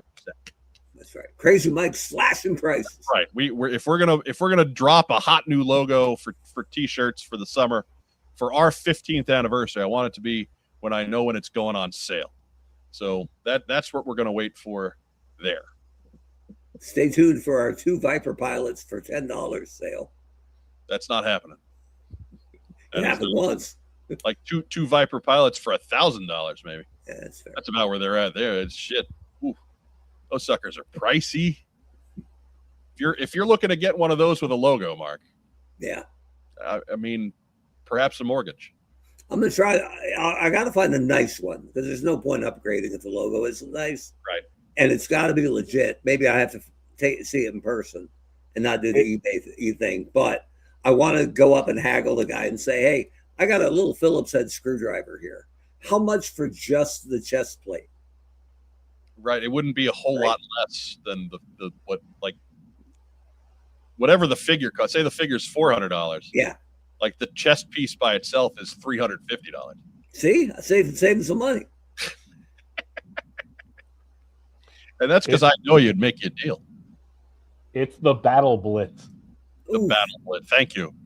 I remember that thing. That That's a piece of garbage. it was awful. It's got this little guy on the sled. It's just, God help us. Oh, my God. No mention was ever made of it being a little guy on a sled. No name was given to him. No. That was just little Timmy Yeah, little Timmy on his land luge. off into battle, just rolling across the battlefield with Cobra Grenadiers just just launching at him. Say, "See, can I drop it in the box?" Apparently, I can get a Cobra Viper pilot for $40 from Black Major. That's Right. a good point. You can also go to the bulk food section of your local supermarket and just take handfuls out and just start eating them. Right. That's a lot of money. That's a lot of money to spend on trash. You can also, just download movies off Reddit if you want. That's your thing. Yeah, no, they are not a palatable alternative. Yeah, that is not a choice. Theft is theft. So there you go. Depends on what you're comfortable with. Yeah. These are not stories that I am able to tell the public, but it's theft on several levels. There you go. It's a multiple time thieving. It's good stuff. So no, absolutely not. That's a terrible idea. I mean, no offense, nothing personal. If that's what you want to do, it's your money. It's not how I'm going to be spending mine. A lot of people do. A lot of people support that kind of stuff, but it's still theft. Still theft. I'm sure it looks fabulous. Right. It doesn't matter. It doesn't matter. It's still a lot of money to spend on crap. But we haven't done in a while. We have a little bit of time. What we got in? Rack time, Rob. You got anything handy? No. Surely there's a Batman around there somewhere. Yeah, no. It's how many boxes have I taken off the front door in the last week? And you've got nothing. You got nothing? Nothing handy. Yeah, like I said, I mean, Joe-wise, I got Zap, Crazy Legs, and the Crimson Garden. Okay, all right, that's something. At least it's something. Dustin Jeffries, we would have people get chicken tenders from the deli and eat them while shopping, then discard the bag. I hate working retail. That's it's kind of what we're dealing with there. Yeah. That's yeah. Mark Weber. Rack time Rob is a slacker. So what'd you get in? Some of these are quick because two of them are more interesting. I got three of these retro guys. Zap, it's fantastic. Got the old female Crimson Guard. Just one, not three. This guy's legs are crazy. I'm telling you. See, that's what I got. Crazy legs, right? Mine look like that. The interesting ones. One's for Mike Irizarry, the Blockies fan. Look at this. Look at this bad guy, right? Oh man, that's Roadbuster. That's about to say that's your boy. That's Roadbuster. I get him in focus, man. Yeah, Roadbuster. Roadbuster's my fourth favorite Transformer, and he doesn't get much love. He does not. He's a badass, and the original toy was incredible. Look at me, I've been drinking. Right. We need to focus on the middle mark. That made it worse. Still a little woozy. All right, and this was. I should have written the name down because a fan or listener reached out to me and said, "Hey, Webb, do you get Matchbox cars very often?" And boy, that's real. There you go. There you go. There you go. Man, I can't tell you the last time I bought a Matchbox car. Right. But check this out. I'll crack this bad boy open here. I'm about it. Press the box. Yeah, right. Well, it has to if it's a Matchbox. Don't cross your Matchbox with your Hot Wheels. So here's this little badass Jeep truck, right? Pretty good. You zoom in there like crazy and then back him out real slow. And what's that say? I can't tell you. That's some garbage right there. You're just jealous. It says Honcho, my friend. Honcho. So, getting drunk here. That's the Honcho mobile, baby. So, yeah, we love it. Now I'm into Matchbox cars again. Hey, you know what? Speaking of which, I forgot something that I did have handy. Oh, I can't wait.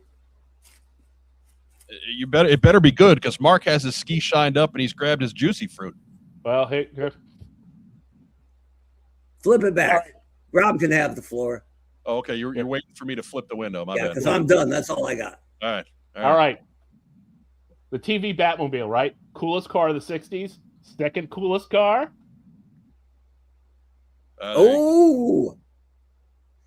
Dude, I had that ages ago. Is it die cast, like heavy? Yeah, Oh, and it's got the ejector seat, and the shield flops out. There's tire cutters. There's machine guns pop out. It's fully loaded, baby. dude, that is slick. And I forget, does it come with Bond, like behind the wheel? Bond's behind the wheel, and there's a Goldfinger henchman ready to get launched out the top. Yeah, that was we had that in our house for ages. Yeah. That one and the Lotus Esprit from Spy Who Loved Me, the underwater one. Yeah, the sub car, first Transformer. There you go. No, masked vehicle. That's better. Yeah. You know, Mask would never make a car that went underwater. Come on. You know what? They didn't. They made a motorcycle sidecar that did. Yeah. They were avoiding that lawsuit like crazy. Well, no, didn't. No, I guess no. Shark went underwater. Yeah, but they didn't make it. That's exactly. That's why I said they didn't. All right. So a number of weeks ago, again, the week I got sick was a great week for me for getting stuff in. My order from Skeletron came through not long before that. My order from 3D Joe's for Operation Recall came in. I went on a little bit of a Super 7 bender. So we had a great week for what we got in, and then I wasn't on the show for like a month. Right. Which makes it tough to show off what you got in. So we figured we would show off at least the Super 7 stuff. I went ahead and I went a little Sesame Street happy. I got these guys. Got my little nice. Martians with the little lever that moves their mouths in the back. Nope. Love them. Yep. Cow. Right. I did get. Yep. I got myself a little Cookie Monster with his cookies. Does he throw them? Is there like a lever? There is not. Cookie Shuriken. And then also got ourselves Chef Cookie with his little mixing bowl of cookie dough in it.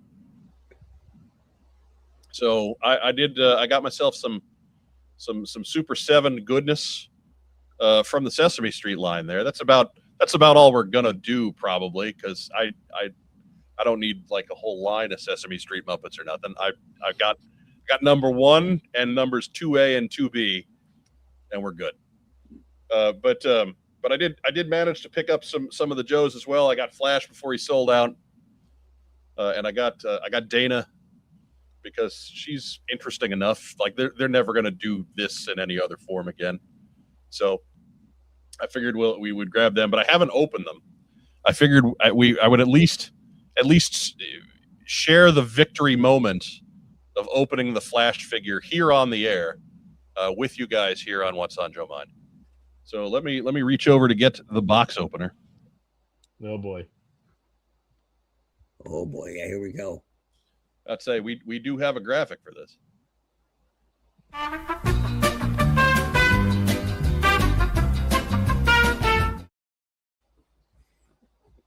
I'm not sure where that's from, but I love it. Just blood hands. Okay. Twitching. It's so now I'm doing your thing, Mark. Right? You've been drinking and you got an edged weapon. So what could go right? But if I move around in the chair, in terms of ratings, everything.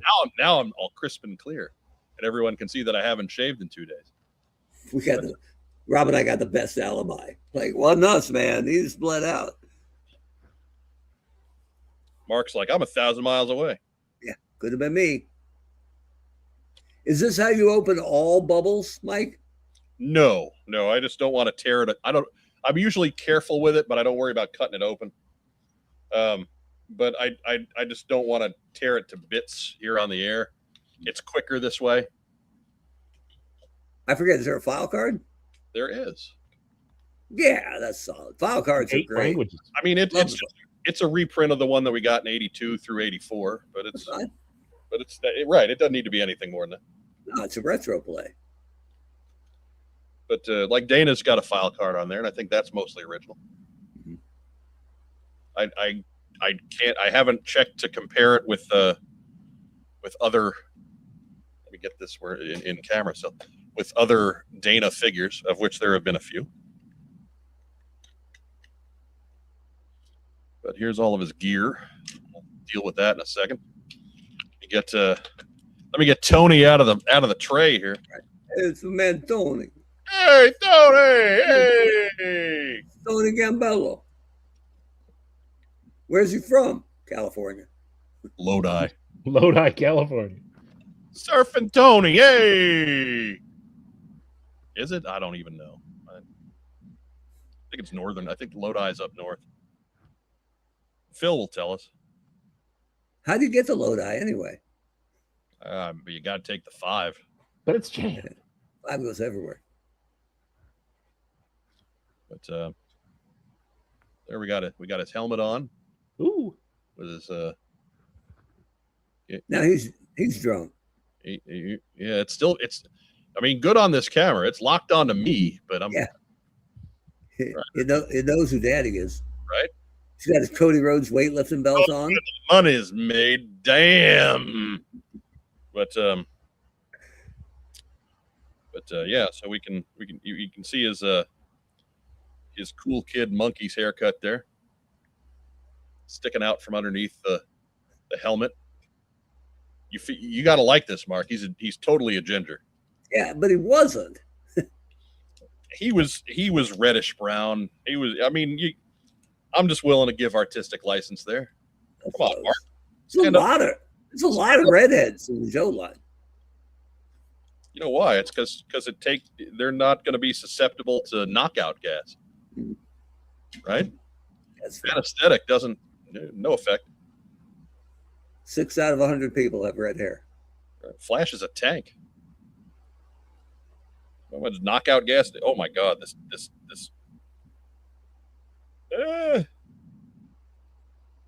This is. Wait, is it 2 out of 100? Maybe 2. It's not a piece of plastic that plugs into the pack. It's a hose that goes over a tab like they did in the most of the run in the 80s and 90s. Only that hose, it looks like it's narrower than the old black hoses from the 80s. So this is an ordeal. Getting this thing on the backpack. I'm pretty all sure. right, while you're doing it, apparently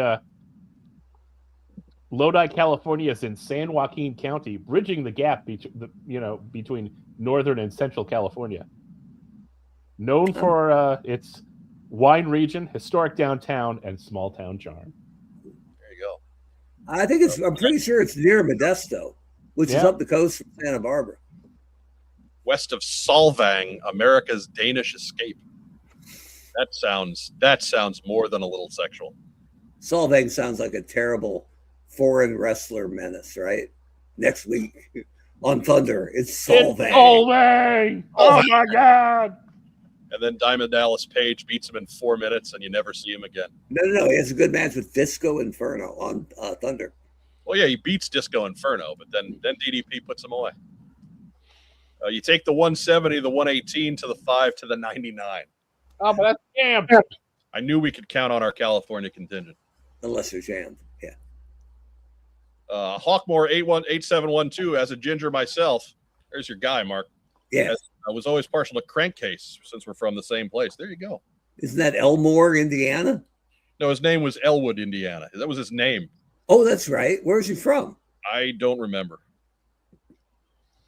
Racktime Rob, where was Crankcase from? All right, I got to look that up. Come on, man. This is the sort of bullshit I count on you for. Well, I'm old now. I got to look that up.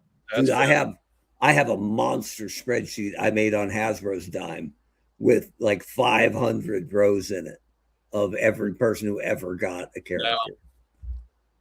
Now, my dime store review of Flash, now that he's geared up, I didn't think I would like the gray with this figure, but I kind of do. The rifle is a little skimpy, but it looks cool. The backpack's a little bulky, but it works. It's real solid though. Like I dig this guy overall. He doesn't The joints have the same Super 7 problems. Like they need probably a little bit more space in between the pieces to so that they get them to where they're quite as free flowing as the figures they're based on. But this is a solid outing. This is pretty cool. All right, everybody. Crankcase from Lawrence, Kansas. There you go. There you go. There you go. I knew it was somewhere Midwestern. I do like Super 7s. They're doing better. It continues to improve, and we'll open Dana at some other point. But you knew I was getting this one. Everybody knew that Flash was going to happen. Was going to be a figure that I kept on display on my desk here. And now, once I get this army of beachheads cleaned up a little bit, I'll have room to actually put them here. Is that supposed to be comic based? I'm not being facetious. Yes. Yes. Okay. All right, then the colors make sense. Right. It is based on the pinup that Herb Trimpe drew where he was peeling the potatoes. Okay. Right. So it's supposed to be that guy. But none of his gear was visible in that pinup, right? It was in the background. Was it white or really light gray? I think it was metallic colored. Okay. Yeah, it was always that color in the comics when he used it. Yeah, they did not do the green backpack in the book. I'm okay. The backpack's totally different anyway. And Flash's original backpack was probably too small, to be honest. Right? I agree. Yeah, and it's one of those accessories where there was 82 and 83, right? And the stuff from 82 doesn't fit on the figures from 83. Right. And vice versa. So sometimes finding a Flash figure and finding a Flash figure with a backpack that stays on, that's a whole other headache.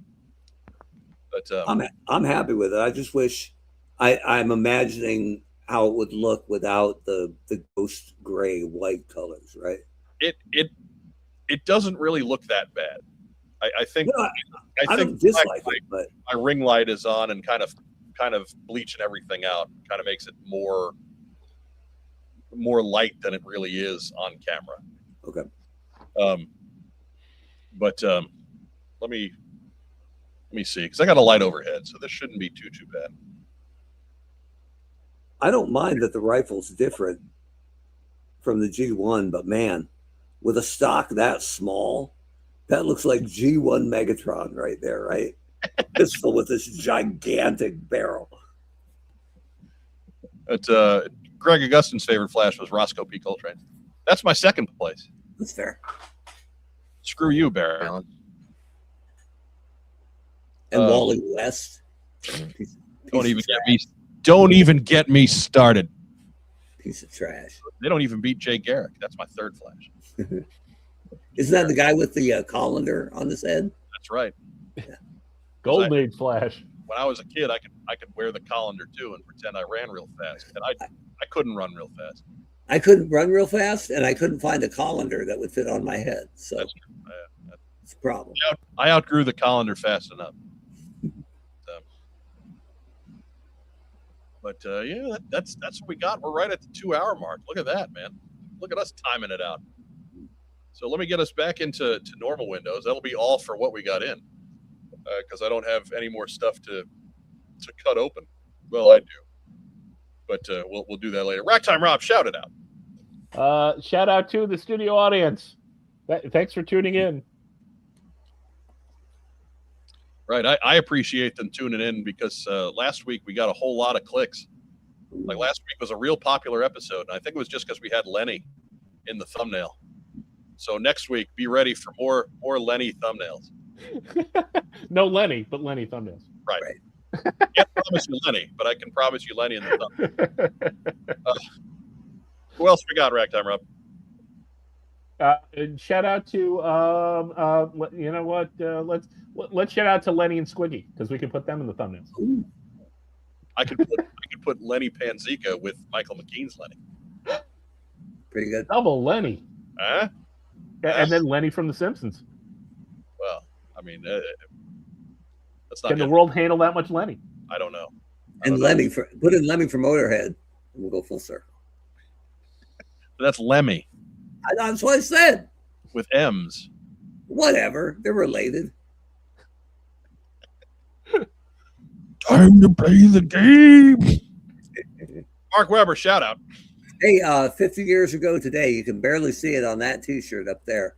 2 Yahoo fans jumped onto the field at Chavez Ravine in the middle of the Dodgers-Cubs game and tried to light the American flag on fire in the middle of a Major League Baseball game. And Cubs outfielder Rick Monday ran over and grabbed the flag soaked with lighter fluid away from them before they could set fire to it. The cameras followed Mr. Monday and the flag, which is good, because what happened to the 2 people who rushed the field was not kind or suitable for a television audience. Right. But certainly not at that family-friendly hour. that's exactly right. And so as a visiting player, Monday got a huge ovation from the fans in L.A. And when he made his way back to his spot in the outfield, they put up on the Jumbotron, not really a Jumbotron back then, but on their big board, they said, Rick Monday, you made a great play. So to Rick Monday for saving the American flag, which he still has, and I think he's loaning it to the Baseball Hall of Fame, but that's his. He's keeping that. It's a big deal. And not many people, I don't know how many people are aware of it, and even less people are aware that Rick Monday was the first ever #1 draft pick in Major League history, and he's also a friggin' Sun Devil, man. There you go. So give it up for Rick Monday. That's my shout out. Didn't he play for the Dodgers later? He did, All right. but he was a Cub at the time. Okay. All right. Rick Monday. He just got a statue for that, didn't he? Didn't they had or like some kind of ceremony, I think, at Dodger Stadium recently for that. Check that out. I think he's a broadcaster for him now, I think. So I wouldn't be surprised because I mean he's a guy who he had a fine major league career. He was made an all-star team a couple of times, I think, but not going to the Hall of Fame or anything like that. The dude who hung around for 12 to 15 years and got a good number of hits and drove in a good number of runs and called it a career. But that is something that he is remembered for with fans to this day. I mean, that happened around the time we were born, and I still know I knew he did that as a kid. Like it was one of we would see him come up in games, and like I remember hearing that story from my dad.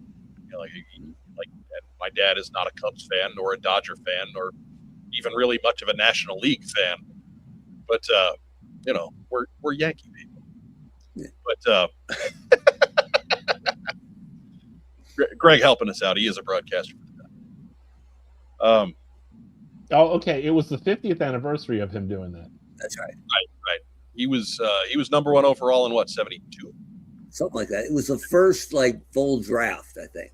So he was the first ever 1-of-1 draft pick. Andrew Gauguin is here for Lemmy.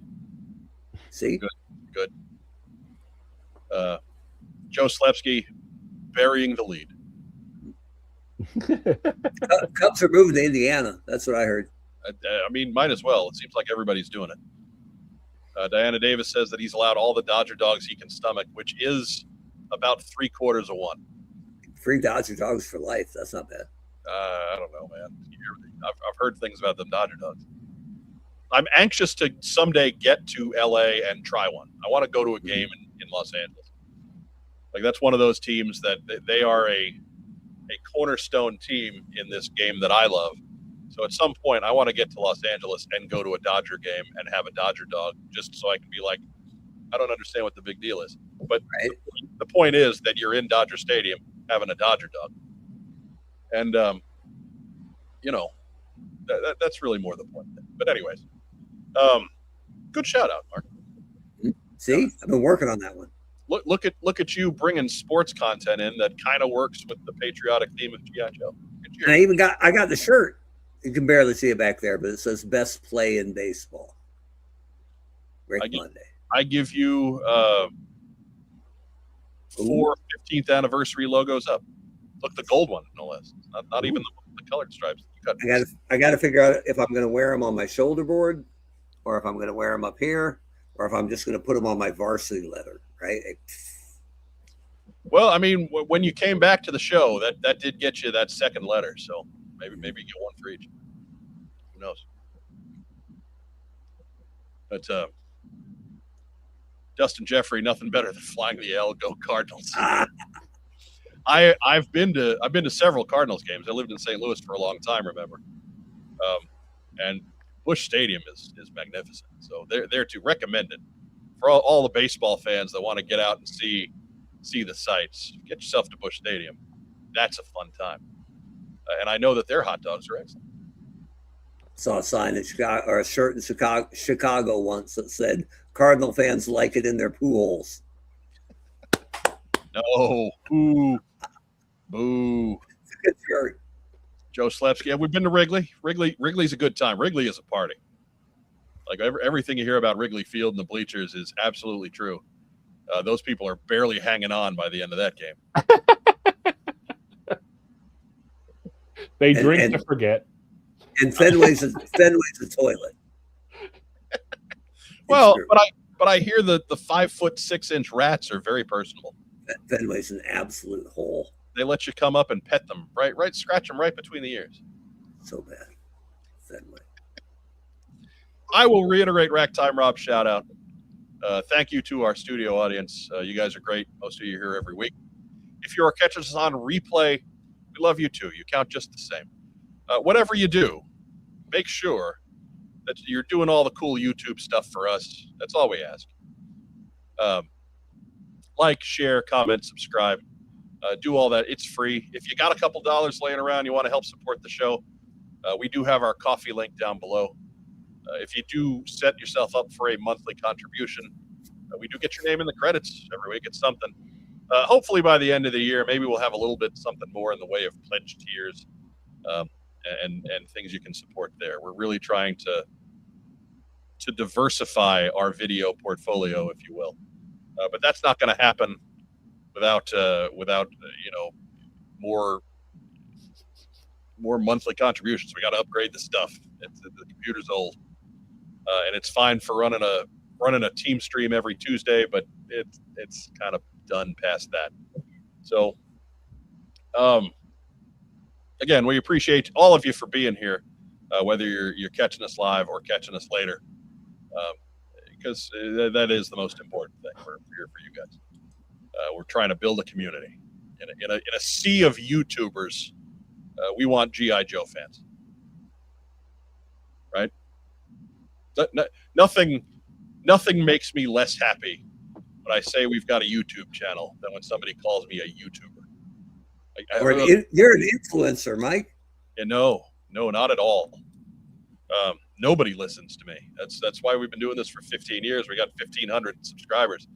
Because the people that do tune in are like, I'm not trying to boss them around. I'm not making stupid, reckless hot takes. I'm not making shit up about what's coming up in the coming 6 months. It's a tough ground to stay on. You'd think that telling the truth would be easy, but it's really not. And so I thank all of you guys who stick with us week after week, episode after episode, because it really is what makes doing this every week. It keeps my head out of that terrible numbers game that this sort of thing can try to pull you into. So I really appreciate all of you who tune in and watch the show week after week. I think I said week after week 6 times in that sequence. It's all right. I'm tired too.